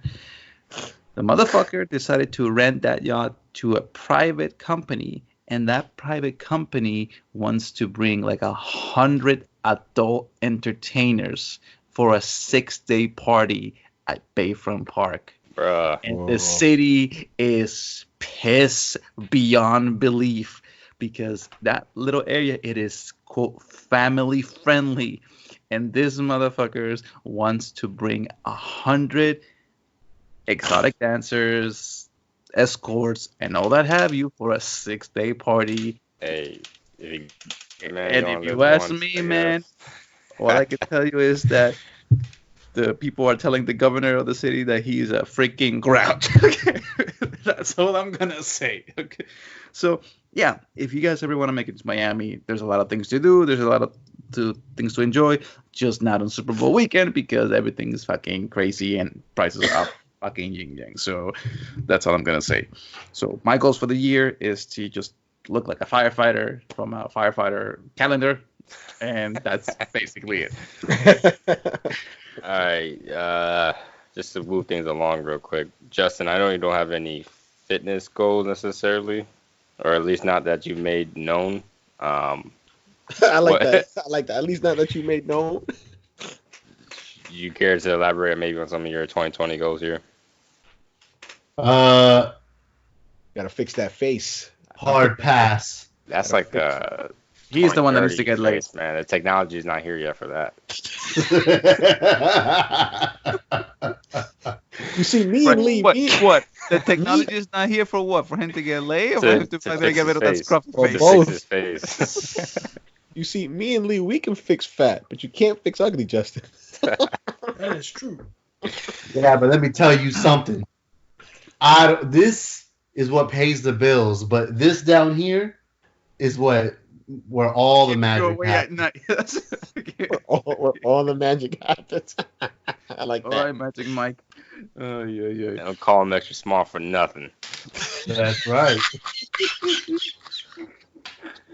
To our listeners out there, please, just if you want to just go down to the time base of what is it now? What, 1 hour and 45 minutes, or something like that? I don't know. All right, just I think it's okay. 117. Moving on here, Lee. You have any goals you want to share real quick? The only thing I'm doing is I'm trying to lose some weight and gain some muscle at the same time. I was Is there a specific weight number you're trying to get to? I've always wanted to get down to about 200. That's going to be I don't think that's almost- a 2020 goal for you right now, just based No. off of what you're doing. yeah, but so I say if I get down to 250, I'll be happy this year. 250. That's another 55 pounds. Try to hold You you, can do it, bro. accountable to that as best I can. Those who don't know, Yeah. Lee and I have been pretty much working out together, kind of motivating each other to keep going here. I would have to say if it wasn't for Andrew, man, though, I wouldn't be doing all this. That's why I'd probably still be getting fatter. Did you stop smoking, Lee? I did at one time. Good man. At what time? Yeah, At one time. Andrew's right. Like having somebody to not Andrew and Lee are both right. Like having somebody to support you along the way, and not say. I'll be honest. In terms of the mean things, in terms of like, oh, why are you doing this or whatever, I don't really care. But just having somebody to support you is important. I think going to the gym more so. Like my mom's been really nice so far. Like today, I woke up early and I started cooking, and I know that she usually cooks early on Sundays, so she was like, just like hurry it up there. Like, Yeah, yeah, Mom. kitchen. Yeah, like get out my kitchen. But besides that, like I can't really complain. One of the things like my brother did tell me, like I give it up to a lot to my brother because he's been helping me out a lot. but he said that the hardest thing for me was going to be the diet. Like, because I've always been reluctant to go to the gym because I'm not gonna lie, I'm just lazy. Like, it's funny because I've been paying for a gym membership for like the past 4 years over at Planet Fitness, and I've just been lazy. Like, I think I went for like 6 weeks 4 years ago, or more than that, I think. And I just stopped. I've been paying it since because I always have that thing in my head of, oh, I'm gonna go. One of these days I'm gonna go. One of these days I'm gonna go, and I just never went. I've never been since I initially went. But my brother's been helping me out a lot, and he was like, "Hey, dude, the gym is easy. Once your body gets used to it, the gym is the easy part." He's like, "The hard part is the diet." He's like, "Because it's not a diet; it's a lifestyle change." He's like, "You were going to be eating this way, and if you start losing weight, and you get to a weight where you feel good and you look good and you're happy about the way you look, and then you start eating the way, and then you're like, okay, I'm done. I've reached my goal," and then you start eating the way that you used to before. He's like, "You're going to gain the weight back." He's like, "It isn't about dieting." He's like, "I want you to forget about the word diet. This is your life now. This is how you eat." He's like, "Obviously, after a while, you're not going to be counting calories because you're going to be good enough where you can eyeball it, right? And you can just eyeball certain things. You can be like, all right, I know this is that, and no, I can't eat that. That's too much. Or I'll take the serving, but I'll eat half of it, right? You'll be smart about it." He's like, "But the dieting is the hard part." So he's also been happy because he's like, "Well, to me, you're tackling the hardest part right away, and you're tackling it head on. You're not cheating." I mean, I did have a cheat meal in January, and I'm going to have my next cheat meal February 28th. I'm counting down the days. But he's like, "But you're not sneaking little snacks here and there, or Exactly, no, you're not cheating yourself." He's like, some people use the app and they cheat themselves because they lie in the app. He's like, "You're not lying to me. You're lying to yourself. You're lying to your body. You're not lying to me." And I haven't lied. I haven't. Like, for example, like, I know that one of these days, based on the calories that I counted on next week, I'm gonna have an actual sub 1,000 calorie deficit. So I text him. I'm like, "Hey, dude, there's a portion of chicken that's mad fucking small, and the rice won't make up for it because the rice is like a cup of cauliflower rice is like 30 calories." He was like, "Okay." He's like, you can have a chocolate bar. I think it was like 950 or something. Like, my total calories are like 958. He was like, "Have a Snickers bar. That's 250 calories, and it's not healthy, but it's good, and you'll like it." And he's like, "And you'll make up for the calories that you're not eating." I was like, "Okay, yeah, sure." So I think on Thursday I'm having a Snickers bar, which is crazy. I never would have thought that I'd be thinking the way my brother thinks, where it's like, on this day I'm going to treat myself to this, because it was just like, consume, eat. Yeah. But anyway, Theoretically, man, you could lose weight eating Doritos and tacos and junk food, man. Theoretically, if you just focus on the macros, you know what I'm saying? Yeah. If as long as you're in the right zone with the macros, you're good. But it's the not problem with like, the problem with a lot of people energy-wise. is this. I think the problem a lot of people is this, and as a personal trainer, I see this all the time.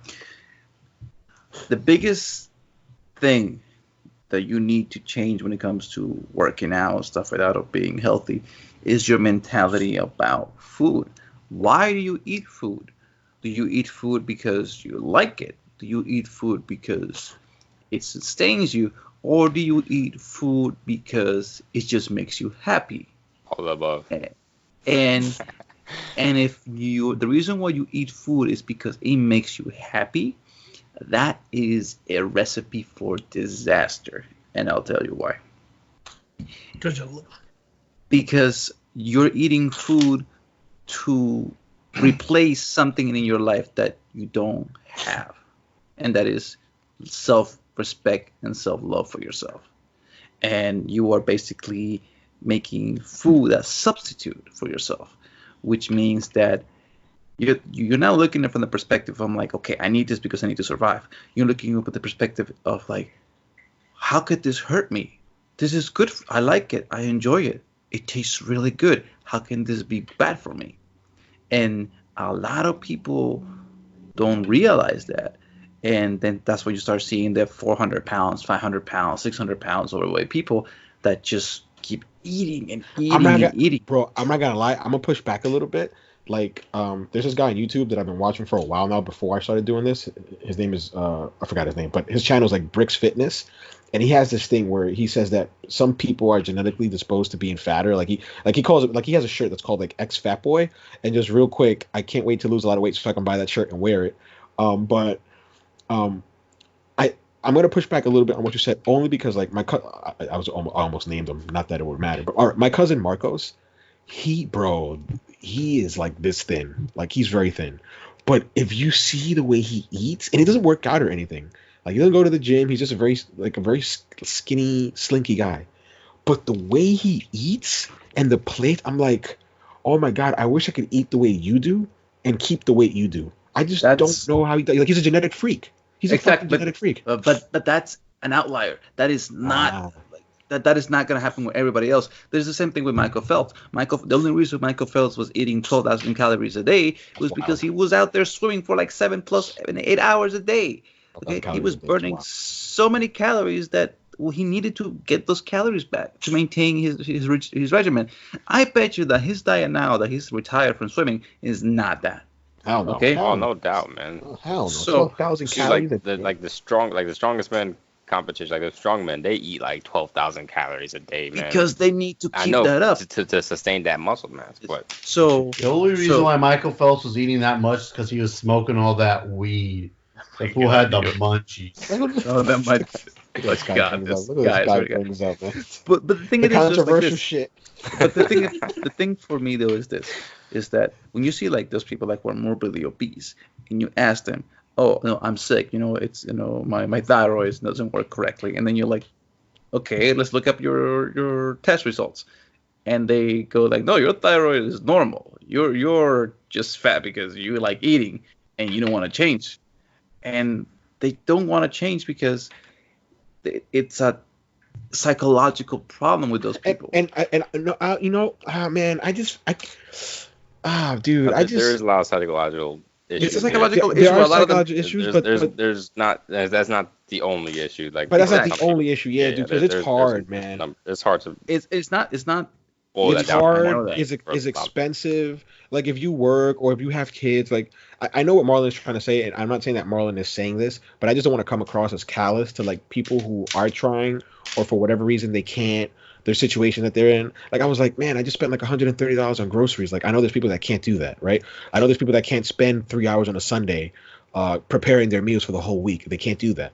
So like, I understand that. Yeah. But I also no, you guys are okay.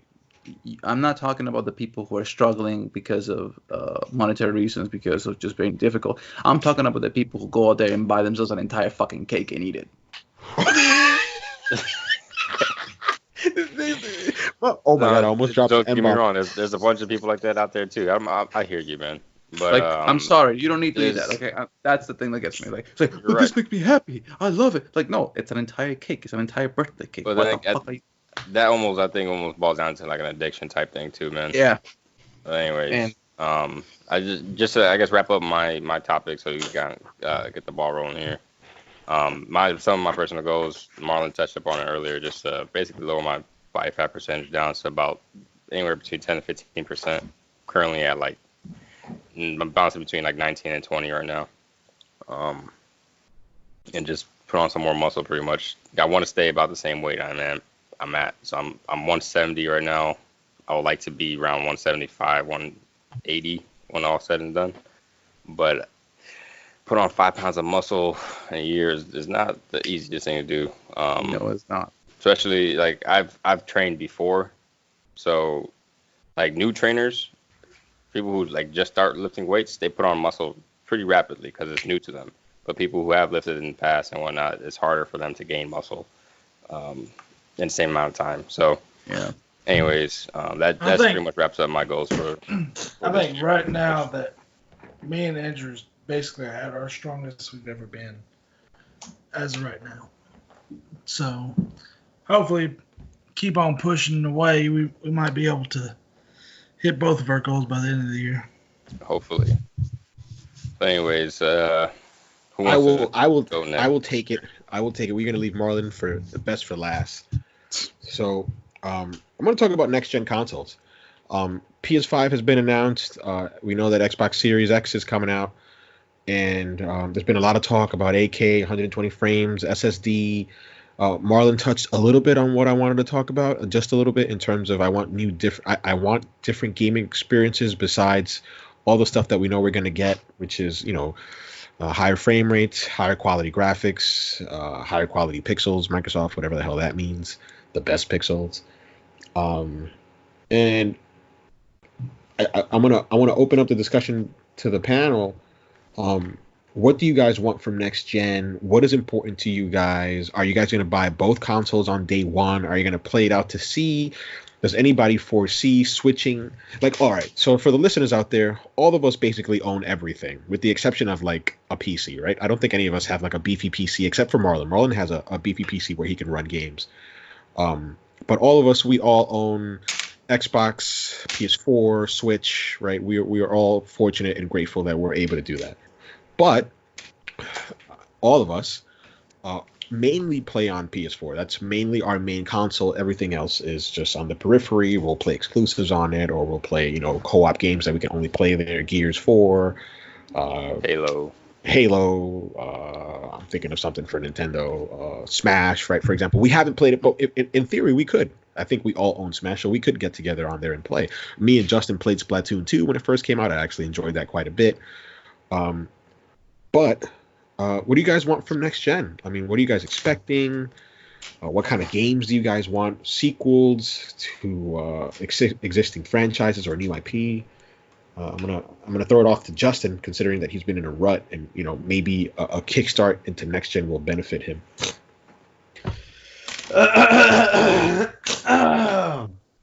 Next. No, I'm playing. That's a hard pass. Disrespectful stuff. Mad disrespectful. Destiny 3. You heard the literal drop, the mic drop on Marlon. Marlon walked out. Finally, we don't have to listen to his discussion. We can end this early.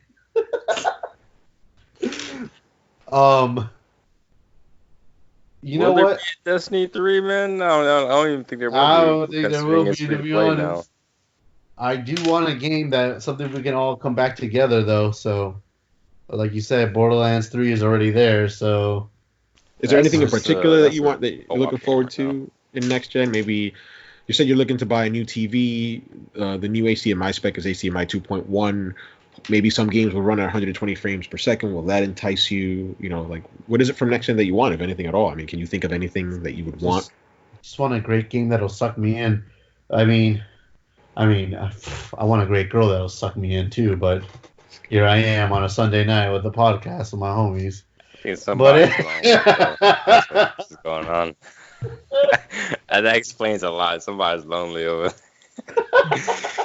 It's been him and his right hand too long. Manuela. Just off topic. This is a girl at work. You can hear her kind of talking right now. So, whatevs. Anyways, no, to be honest, like I said, jokingly and not jokingly wise, Destiny was a chore. You come home, you have to do your things that you have to do, and make sure you get ready for the raid on the weekend, and that's what I want. I want to do that again for some reason. Just that this. You're a masochist. That's what you are. Okay. Yeah, I am. Lee, what do you want from next gen? Ooh. What do I want for next gen? A lot better games. Because here recently, this last year, man, there hasn't been nothing really that's really caught my eye. I'm ready for Resident Evil 8. I heard that's supposed to be really good on next gen. And the Halo hasn't been announced yet. Actually, it has. Resident Evil 8, I don't think it's been announced, dude. Well, I thought I read something on that. It was supposed to be released for next gen only. It wasn't coming out this year. But Halo. Would you switch over to Xbox if everybody else switched over to Xbox as their primary primary box? I guess I would have to. Right, if all your friends are. But me, I've always been a PlayStation. That was my whole thing. But if everybody else switched, I guess I would have to go. But I prefer to stay with PlayStation.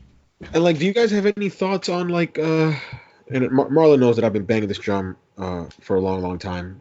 Do you guys have any thoughts on any of the competing business models? You know, Sony, by the looks of it, they're going to have a box that they're going to want to sell, and it looks like they're going to have exclusives for that box only. You can only play it on PS5, whereas Microsoft has already come out and said, hey, for the first 2 years, anything that comes out on Xbox Series X, it's going to come. Any game that we put out is going to come across all the family of Xbox One consoles. So that's Xbox One, Xbox One S, Xbox One X, Xbox Series X, PC, right? And they also have a delivery method in Game Pass where it's not about selling a $60 game anymore. It's about, hey, I want you to subscribe to this service and you'll get the game day and date.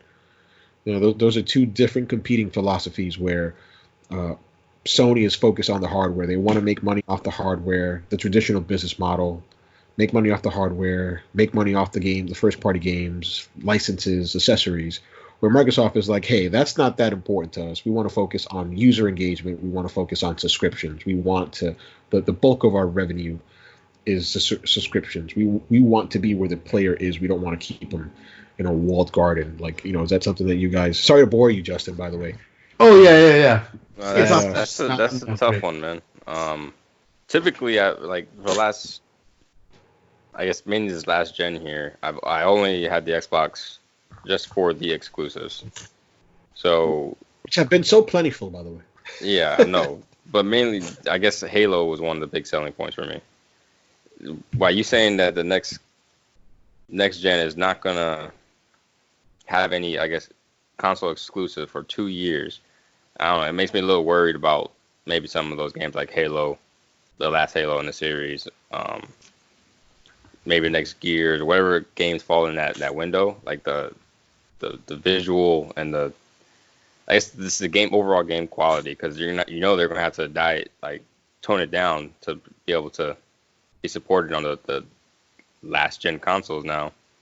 And then considering that they have that their model that you're talking about with the Game Pass, and PlayStation is going to continue with the exclusives. I don't know. It'll be smarter to switch to Xbox primary and just get the PlayStation just for those exclusives. So wait, I have a quick question. So this last generation for Xbox, weren't they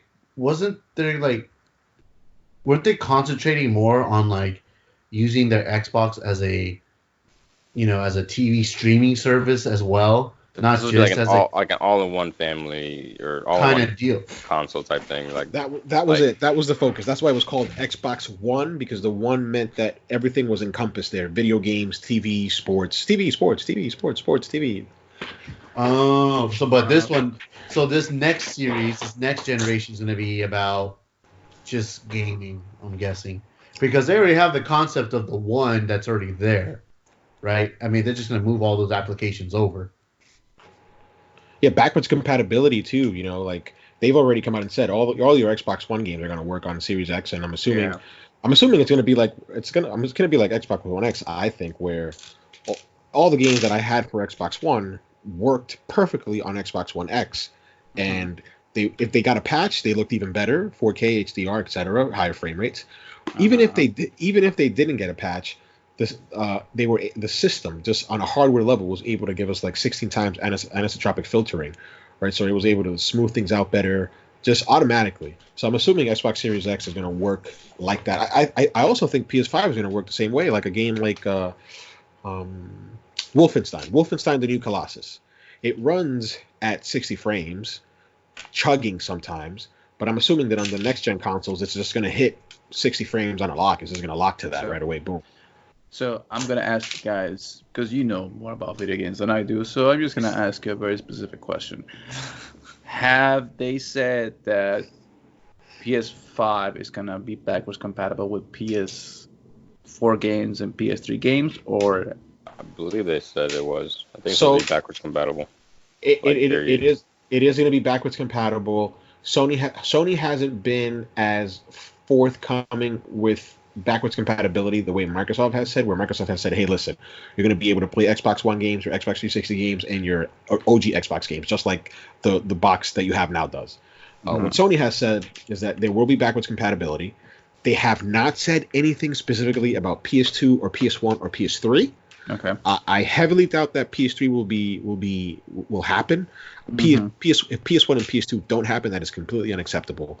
But what has worried people is that there was some Japanese representative. Forgive me, listeners, I can't quote it because I don't have it in front of me. But after they had said that PS4 was going to be backwards compatible with PS5, there was another statement where it said that they were working on it to ensure like maximum compatibility, meaning that at that point when that statement was made, maybe that wasn't the case. All right. So the thing for me though, and this is I'm gonna ask you guys because I don't know if you guys already talked about this after I left, hearing Justin's call for Destiny 3, which for me by this point I'm like really. What do you guys think about the fact that Microsoft has said that they will not have exclusive games at the beginning of the Xbox Series X life? I don't know. To be honest, it doesn't give me any motivation to jump out and buy it right away. Okay. The Halo's coming out day that's one. The main thing. All right. So let me ask you this. But then. they're saying it's not Xbox specific. Like it's not saying it's that gen specific. It could be played on the previous one. Yeah. Is that statement? Am I wrong in that statement? Wait, what was that again, Andrew? So you're saying, so let's say there's no Xbox Series X exclusives, that any game they come out with in those first 2 years are going to be playable like on X and One, etc. Correct. Yes. They said Halo. That. So the next Halo, if it came out within those first 2 years, it's going to be playable on Xbox One.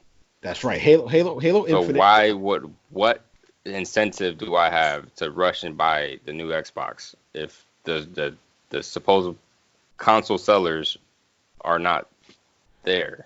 I'm glad you made that point, and that's exactly what I was trying to get at with the. And I'm sorry, Marlon. I promise I'll circle back to you. That's exactly what I was trying to get at with the different competing business models, where Sony is trying to sell you a box. They're sticking to the old way, or not. I don't want to say the old way. They're sticking to the original way of doing things in the industry, where you buy a box, and I want to keep you in this ecosystem by selling you exclusives that you can only play in this box. Microsoft is making supposedly a crazy box, like a crazy powerful 12 teraflops. I don't know how many gigahertz in terms of CPU power box, but they don't care about selling you the box. That's not their aim. They want you to play wherever you want to play. And I'll be honest, like I spent $500, and this is not a flex. I spent $500 on my Xbox Series X. On my Xbox One X, Project Scorpio edition. That's a flex.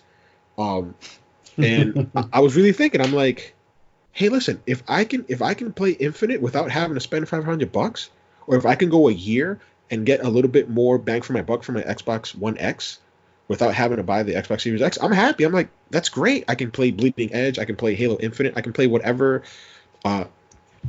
games that fall in between that 2 year window. I can play Tacoma 2. Come on, full break. Give me Tacoma 2. So, but here's the thing for me though. You guys, the original question was, what do you guys want for the next generation consoles, right? I think it's by the way. I never get the answer. I want high frame rates. I'll be honest, like high frame rates for me are important. All right. For me, there are two things that I want. Number one, better games. Just what do I mean by better games? I don't mean, I mean better stories, better stuff. But for me, better games in the fact that they work right from the start. Okay? It is inconceivable that we are in 2020 and we are still getting crappy ass games that don't work right out of the box. There's been a lot of delays here lately, and that's what I'm coming from, and that's my topic coming up later. Justin is Dwight Howard. Justin is Dwight Howard. It just looks like it's just like. And Lee is apparently the next son from the sun. Oh my god! I dropped the M-bomb. I got it. 144. I got it. So basically, I'll give you an example. I want developers to basically start polishing these games and start making them better. I have had it with just game-breaking bugs. I have had it with content that is not ready. I have had it with content that has been delayed, and I have had it with paying $60 for a game that just is not worth 50 cents. Okay. Talking about Anthem. Yeah. I am talking about the fact that I want better games, and I want better quality of games, and I want better production value from the developers that are, for me, and it hurts because I'm looking also from the perspective of the business model, the fact that you're spending millions of dollars to get a game going, and because of crappy management, because of crappy direction, because of just having too many chefs in the kitchen and just ruining the entire cake, that you get a crappy game that nobody likes, nobody cares for anymore, and you have these companies going out of business because of, bombing when it comes to games that people were waiting for like a decade or so. I'm looking at you, Anthem. What do I want the most, though? The most is the fact that I just want better business models when it comes to Sony, Microsoft, PC. I want better competition. I want no monopolies. I want to basically have better ways of paying for my console. I don't mind upgrading mid-generation like I didn't do it last generation. I didn't do it because I didn't see the need for it. But I realize that now. But later on, you were like, shit. I realized that I completely missed the boat on what I should have done, which was basically upgrade it, because as much as I love my PS4, the PS4 Pro was and is a better machine overall. And the experiences that I would have gotten, or that I would have gotten enhanced because of the added extra power, I did not get. So what do I want? I want Sony to pick up the model that Microsoft has, which is, hey, listen, if you want to, you can lease the console, where you can buy Xbox One S, but if you want to upgrade it, you can return it and pay the difference, and you get the newer version, and you can keep doing that over and over again as a lease, like you do with cars, or like you do with other type of technology that supports that, because it allows you to organically keep upgrading and never feel like you didn't get the bang for your buck that your console would have gotten. Because organically, I'll tell you why. Because I used to be the guy that buys all the consoles. And I used to be proud of having this amazing or huge lineup of consoles. But as the years gone by, and as my changes have changed, my tastes have changed. I mean, I'm not looking into that anymore. Nowadays, I just want one console, play my games, play with my friends, and just be done with that. If it's the Xbox, it's Xbox. If it's PS4, it's PS4. I don't care about that. As long as I get to get the best bang out of my money. The fact that I don't want to be spending $500 for the PS4 and then go 3 years later, 4 years later, another $600 for the next version, and have two consoles of the same version that play the same video games just at a higher res, be sitting there doing nothing. I'm sorry. Say that to my Xbox One S Gears of War edition. It sucks. So eventually, at that point, man, it's not like you can just get a PC. Exactly. But the things that like, if the PC exclusive, and that's the thing that I would love Sony to do nowadays, is also to bring those games from PlayStation to the PC console. No, they'll never do it. I know they will never do it, but not they like Microsoft. They won't do it. No, I don't think they would either. I think, like, for certain games, you are getting Horizon Zero Dawn to the PC, which is at least 3 years after the game came out. But better than nothing. And it's selling like for $9.99, like the complete edition. Like Sony is not going to do what Microsoft is doing. I mean, Microsoft is literally saying, You can auto pay. Sony. I mean, this is crazy. Microsoft is putting billions of dollars in research and development for a new box that they're probably going to sell upwards of $500. And the one reason to buy it, which is you literally exclusives, they're throwing that away. They're saying, I don't care whether you buy the box. You can play wherever you want. PC, the new box, the upgraded box, Xbox One X, the old box, Xbox One S, or the real old one that looks like a VCR, Xbox One. For at least for those 2 years, you can play wherever you want. We don't care. But the thing for me though is how it remains to be seen if that plan is going to work for Microsoft in the long run. And that's the thing, because if you can tell me like, oh, for the next 2 years, you can play any game in any box no matter what. If you want to play on the new box, perfect. If you want to play on the old box, it's perfect. But like Andrew was saying, a lot of people buy this stuff because of the exclusives, because hey, it's a new thing, it's a new generation, I want to move forward. And if Sony can capitalize on the fact that, hey, listen, like they did at the beginning of this generation, was, hey, listen, Microsoft is not letting you share your games. We let you share their games. We let you do all this stuff. This generation might be a come down to, hey, we have the exclusives. We have the content that you're looking for the next generation, and it depends on how the gamers look at that. If they look at it from the perspective of Goose, it's like, hey, perfect. I can play my game anywhere, any place, anytime.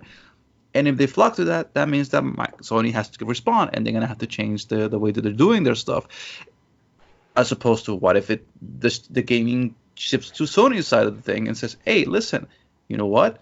That means that Microsoft might have to push their exclusives a little faster so they come out, so people can enjoy that, which may bring issues when it comes to how the game plays out.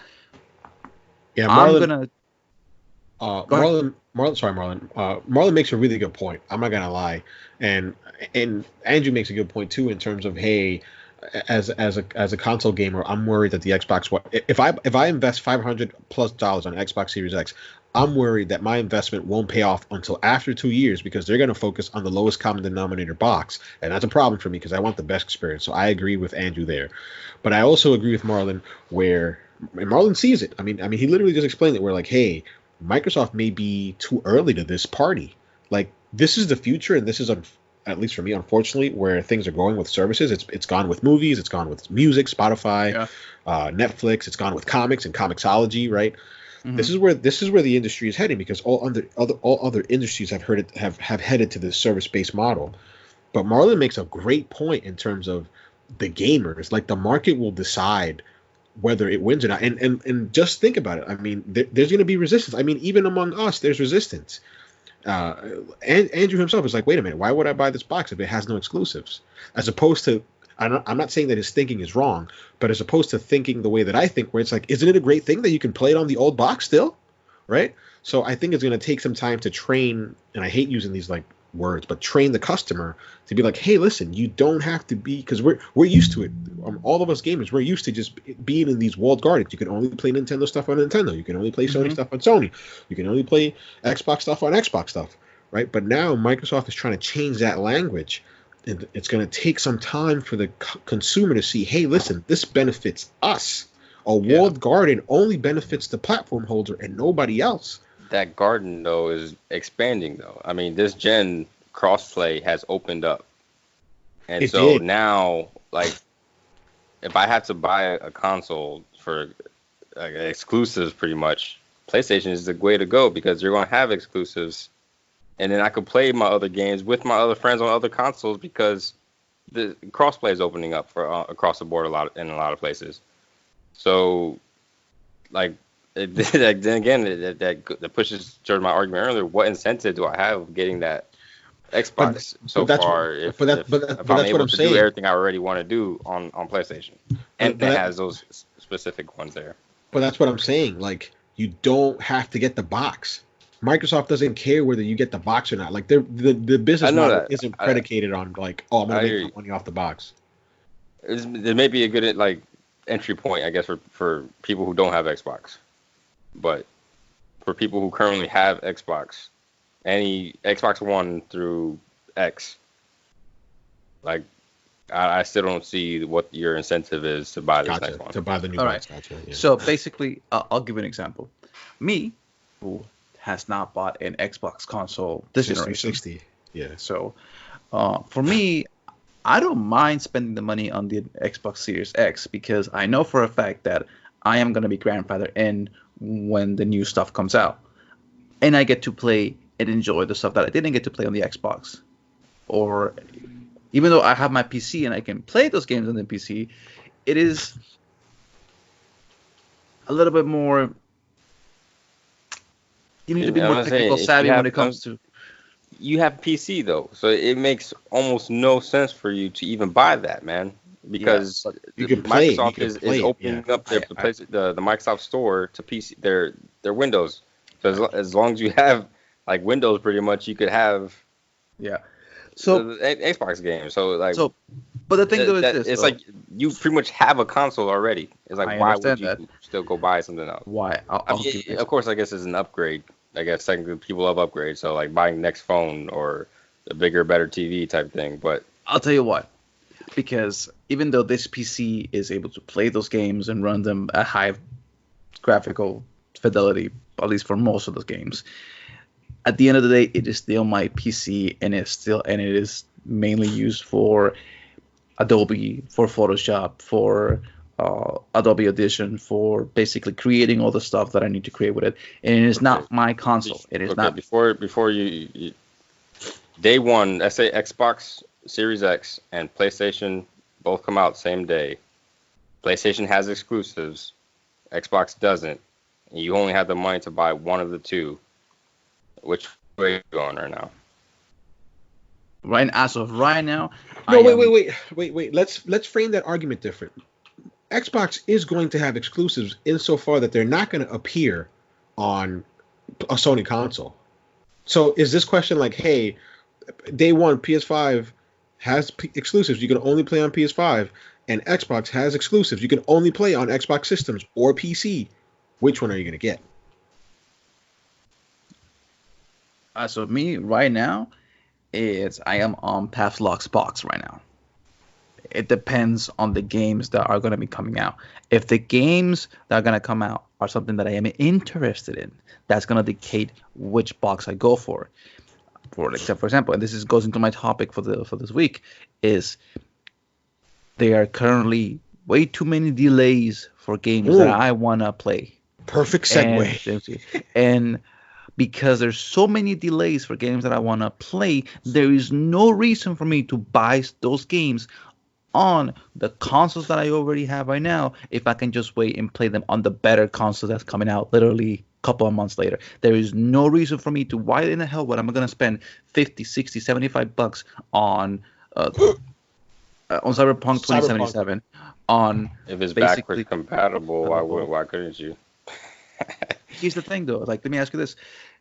We know that game has some high graphic fidelity. We know that what they're trying to achieve in Project Red, it is insane, and I bet you that game will not run pretty good on my PS4 Pro. I mean, on my PS. I mean, okay, I get you. So you're like, wait, you just freeze. I think he's frozen on my screen. Oh, Marlon? Yeah. Oh, Yeah, Marlon's frozen. I can't even see him. Like he's been an icon. But I think you like that, Marlon. You've been an icon. But I think what Marlon is trying to say, like, hey, why would I get Cyberpunk day one and play it on my base PS4 when I can, via backwards compatibility, play it on PS5 and it'll most likely run better? And it'll probably get like some backwards compatibility patch where it'll be, I don't know, at a higher frame rate in relation to like my base PS4 or whatever.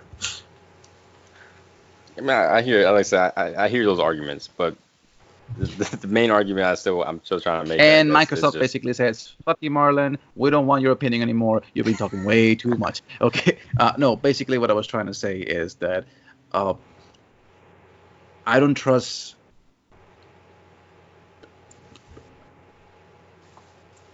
There You we don't go. trust what? Okay. Oh no, Okay. Marlon, You froze again. You said I don't trust, and then that was all we heard. Okay. Can you guys hear me now? Everything Yes. Yeah. fine? Okay. Do we want to Okay. hear? No, what I'm saying is no. It's like what I'm saying is like I don't trust my original PS4 to run Cyberpunk 2077 effectively and without any issues. I don't trust it because it is a very old system, and Project Red is going to be doing all they can to push that game for the next generation, which is going to cause major issues with that. Maybe it's going to run it. Maybe it's not. It's not going to run it effectively. So for me, here's the thing though. When it comes to next generations, I am very OCD about that stuff. You know, next generation for me means new consoles, new games, better hardware. It's an upgrade. It is literally Better like pizza. your upgrade. Papa John's. It's like upgrading your phone. Like you want to get the phone and you want to upgrade it. You want to get better stuff with it. You want to have more memory. You want to have better battery. You want to have better iOS and better interface. You don't want to go back and play something and feel like you're either left out or feel like it's just not as sufficient for the stuff that you need. I mean, let me ask you this. Who here has gone back and used one of their old phones from like 6-7 years ago? I don't even have an old phone from 6-7 years ago. I don't have one from 6-7 years ago, but I booted up my Nexus 6 I'm a nerd, so I booted up my Nexus 6 when I got my Pixel 4 because I just wanted to have my Nexus 6 and my Google Pixel and my Google Pixel 4 all together because I thought it was cool because I'm a nerd. And man, it shut off right away. That was one of the problems that it had. It would just randomly shut off. If you're talking about the question of revisiting like old consoles, man, that is a thing people do. Yeah, my PS3 is plugged up, man. Goose did it not too long ago with like Dead Space, and I don't know what else he played on PS3, but he went back for a while and played some PS3 games. I did. The thing for me, what I'm saying is that it's like when you go back and you slug through that, you're like, like there's a resistance to it, and I have that when it comes to all media, because at that time it might have been the way that you do things, but as technology progresses and you get better stuff and you get used to that type of iOS, you get used to that type of software system, and you go back and you feel like it's molasses. And I felt like that one I put in my old 4S iPhone. It felt like I was going through molasses, and it's like, no, I don't like this. I don't want to go back into this again just to experience an old game that just came out because I don't want to buy the new console. I understand where you're coming from, Andrew. It's just like, hey, listen, there's no incentive for me to buy the stuff. I just want to play the games that I want to play. But my issue is, if the games are being delayed, and they are being delayed for a very specific reason, which is to basically use them as an incentive to buy the new console, for somebody who does not have the Xbox, I myself and a lot of gamers will use that as a springboard to get that. I understand that it's not for everybody. I understand that it's not. Some people are just gonna say, "Hey, listen, I don't need to buy $500 for that," but some people will, and some people want that. And I think there's more factors that would play into. To be honest, price. We still don't know what price is on either console. It's probably gonna be $500. I don't see it more than that. It can't be more than 500. There's no way. There's a very large portion of the consumer base here are not going to be able to afford both consoles. No. Maybe even one of them, okay? Like maybe they can't even afford only one. Yeah. Or maybe none, okay? If Xbox doesn't have any exclusives, okay, to push people to buying that new console, then I don't see, like I said, that is a bad business model to me. Even if they're delaying games to make it look better on that console, whatever the case may be, a lot of these games are third party anyways that come out across both consoles. If PlayStation already has a leg up with exclusives only for PlayStation 5, okay, and these third party games are coming out on PlayStation 5 as well, I don't see why you would buy the Xbox or the PlayStation in that scenario. But that's the thing, though, and this is what I'm trying to get at. Is like, if the games had come out the way that they originally were going to come out. He's speaking, and it just doesn't make any sense to me in terms of, because the way you're framing it is like Xbox won't have exclusives, but it will. I hear you have exclusives, okay, but you could play them on the other Xboxes. Yes, You know what I'm saying? yes. So, me being an Xbox One owner, I have no incentive to upgrade to that new Xbox if I could play those new exclusives already. Okay, gotcha. As Okay, PlayStation, and let's say if I didn't have Xbox at all, okay. Which is Marlon's point of, well, not point of view. It's Marlon's position now, actually. Which is basically like for me. Wait, I got it real quick. I can see the dissonance between Andrew and Jeff. Oh my God, Andrew and Jeff. Oh my God! I don't know what the hell that motherfucker's name's doing in my mouth. I can see the dissonance between, and I apologize to you, Marlon. You are not Jeff. I can see the dissonance between Andrew and Marlon.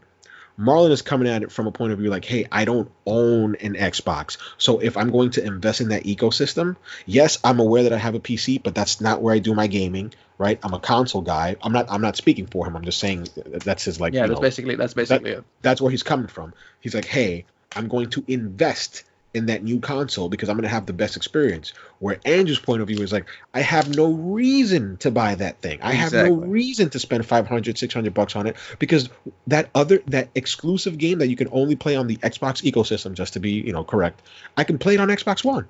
That's okay. Now I get why. I think I get why guys were at odds. That's the thing. And I'm okay with Andrew's position because that's the position that I was with the original PS4. Which is like, there's no need for me to buy a PS4 Pro because I am okay with the PS4. But then I realized, like 4 years on, is that I am getting screwed over with the way that these games are being handled for the old PS4. Borderlands 3 runs like shit. Control runs like shit. Control runs like shit. The only few games that run perfectly on that game console, even then has some issues when it comes to fidelity, is Horizon Zero Dawn or that Odyssey. First party stuff. And first party stuff that came out originally for that game because they just came out in that specific time period. I don't want to go through that again. And if I can basically get myself into a position where I can say, hey, listen, I'm going to buy the Xbox Series X and I'm going to have the strongest and fastest Xbox console available to me, and it's going to basically grandfather me into the exclusives. What I mean by exclusives, I mean games that are only going to be able to run effectively on Xbox Series X. You might as well wait another 2 years for that, though. I might be able to run 2 years, but I also may be able to come out with something. You're gonna have the series like XY or something like that by then, man. For all you know, the console release has been so like in between. Yeah. So that's if that happens, terrible selling model. If that happens, I also have the ability because Microsoft has this stuff where basically, hey, listen, a new console come out. If you want, you can just return your old console, pay the difference, and you get to enjoy the new one. I like that model. Now, talking about delay games, Final Fantasy VII, Dying Light 2. Give us your story on your Final Fantasy VII Collector's Edition $250 delay. 300. 300. Sorry. So basically, Square Enix fucked up, and I get where they're coming from because they tend to do this. Any type of company when it comes to pre-orders tends to do that, where they check your bank account 2-3 months earlier in advance to make sure that you have the correct amount of funds to be able to do that. That check was supposed to happen on January, okay, and coming up specifically for February. Square Enix delayed Final Fantasy VII to April.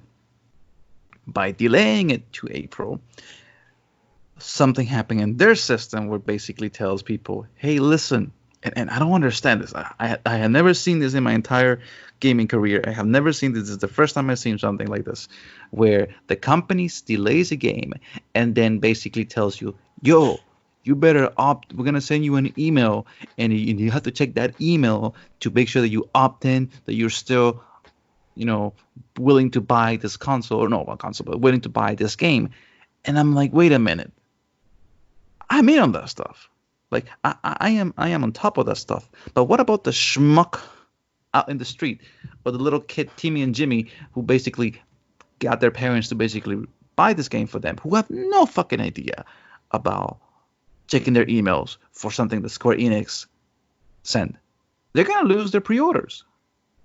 And not only going to lose their pre-orders, we're talking about pre-orders for a collector's edition that is $300, that is limited, and that's going to basically be selling for $700, $800 the minute the market it ships.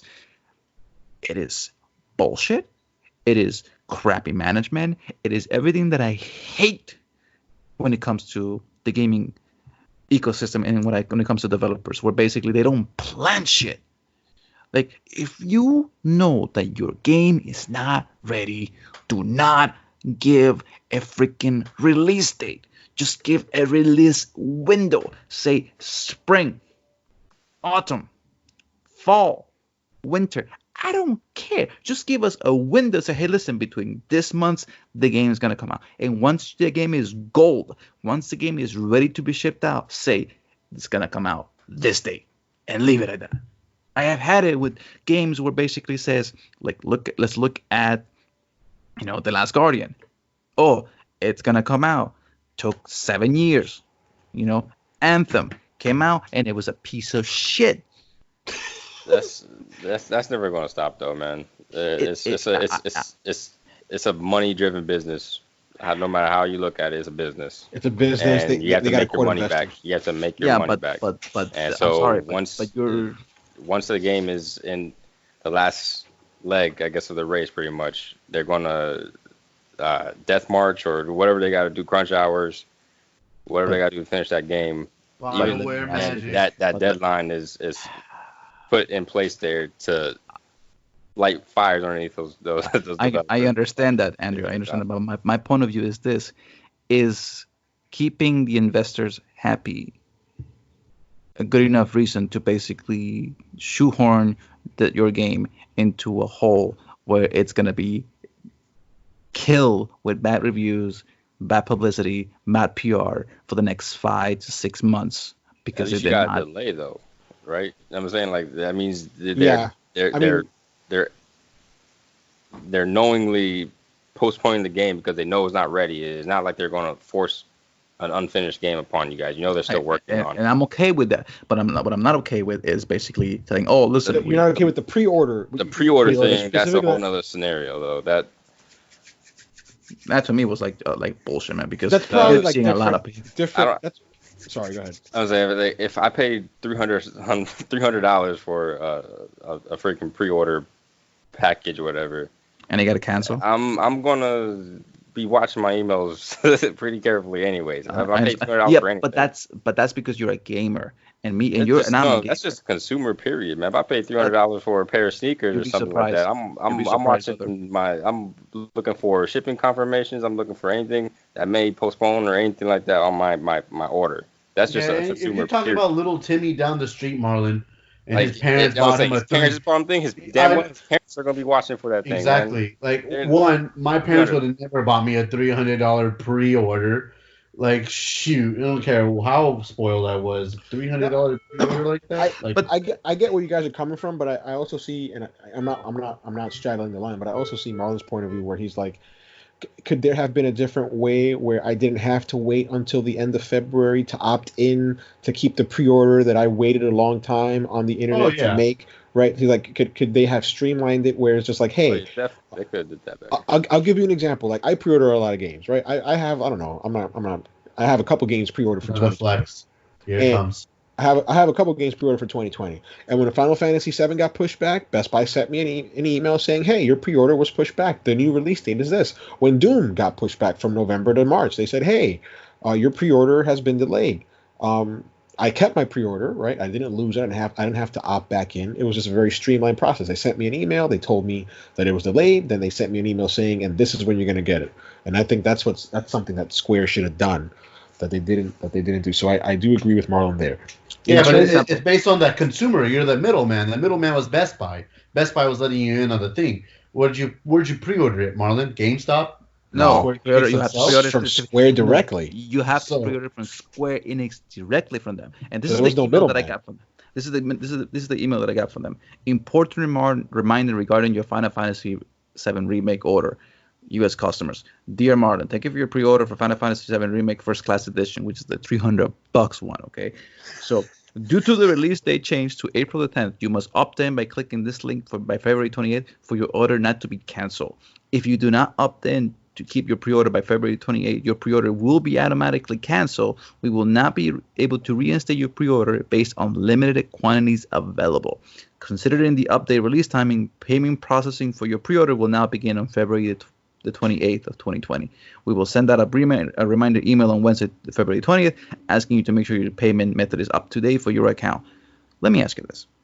Before you even, You know what this was? When you started reading that, man, it immediately the first thing that popped in my head was that there's some kind of shortage or there's a shortage. Supply That's exactly what I was thinking. Exactly. And what they're hoping to do right there is people to bail out pretty much. Exactly. So I think reallocate resources. Let's just say there's only like 500 quantities. I bet you like they got 700 and they're like, fuck, we're not gonna make 700 of these. And I promise you, there are people who will not opt out, who will not opt in for whatever reason, and Square's gonna be like, yes.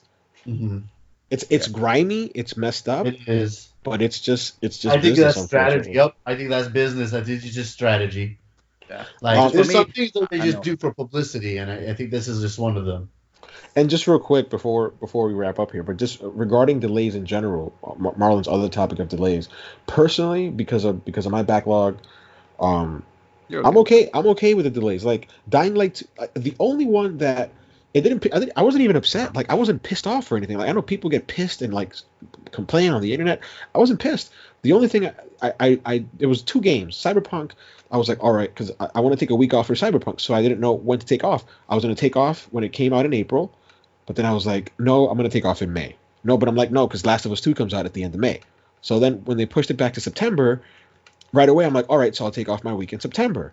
But then I'm like, no, because I want to see my friends. And then I was like, oh no, how about I just wait until PS5 comes out, see what CD Projekt Red does with like any patches for it via backwards compatibility, and I'll take my week off around the end of the year so I can just have that whole week to play Cyberpunk. And then Dying Light 2 was the only one that I don't want to say I was upset, but I was bummed about. Bummed's a great word, because I wanted that to be my summer game. They were like, hey, it's going to come out in the spring of 2020, and I'm like, oh, okay, great. That's a game that I enjoyed with Andrew and Lee. That's a game that I enjoyed with Justin and Marlon. And I'm like, almost called me Jeff. I would have lost my shit. Don't worry, ain't nothing short and sweet about you, brother. Mm-hmm. And I would have loved to play that game in the summer with my friends. That I was like, that's gonna be my summer game. I remember I was like, Dying Light 2, I love it, summer game. And now we don't know when that's gonna come out. But no, I'm okay with the delays. I'm totally fine. I'm already on next gen, fellas. I'm already on Google Stadia. Get at me, homie. How's that even holding up, man? I don't know. I'm reading reports that it's horrible. Oh, I thought you got it. That's all I've heard about it so far. No, man. Stadia, let me ask you this. Like, and that's the thing that gets me. And this is just me being a cynic in the sense of as video games get more, I don't know, as the hardware keeps improving, the video game's going to keep improving as well. We're going to keep getting bigger worlds. We're going to be getting bigger, just overall, it's just going to be more massive. The problem that I have with this is that with Stadia, it's a product of the future. And what I mean by that is that the technology is just not there yet to be able to deal with that type of infrastructure of being able to stream 4K footage into your home without a console, without the hardware to be able to effectively do it without breaking your bank. When I saw the amount of gigabytes that you're going to be spending to keep that, I was like, no, this is going to flop. Then I saw the game library. And the business model was horrible. Everything was like, and then you see all the stupid ass fucking commercials. Oh my god! I mean, don't get me wrong. You could be what you want. The concept was cool. The concept was really good, but like Marlon was saying, that's like a. I don't think the infrastructure is not there yet to support that. Like, you guys good? No, Yeah, I'm sorry. good. I just don't like Justin right now.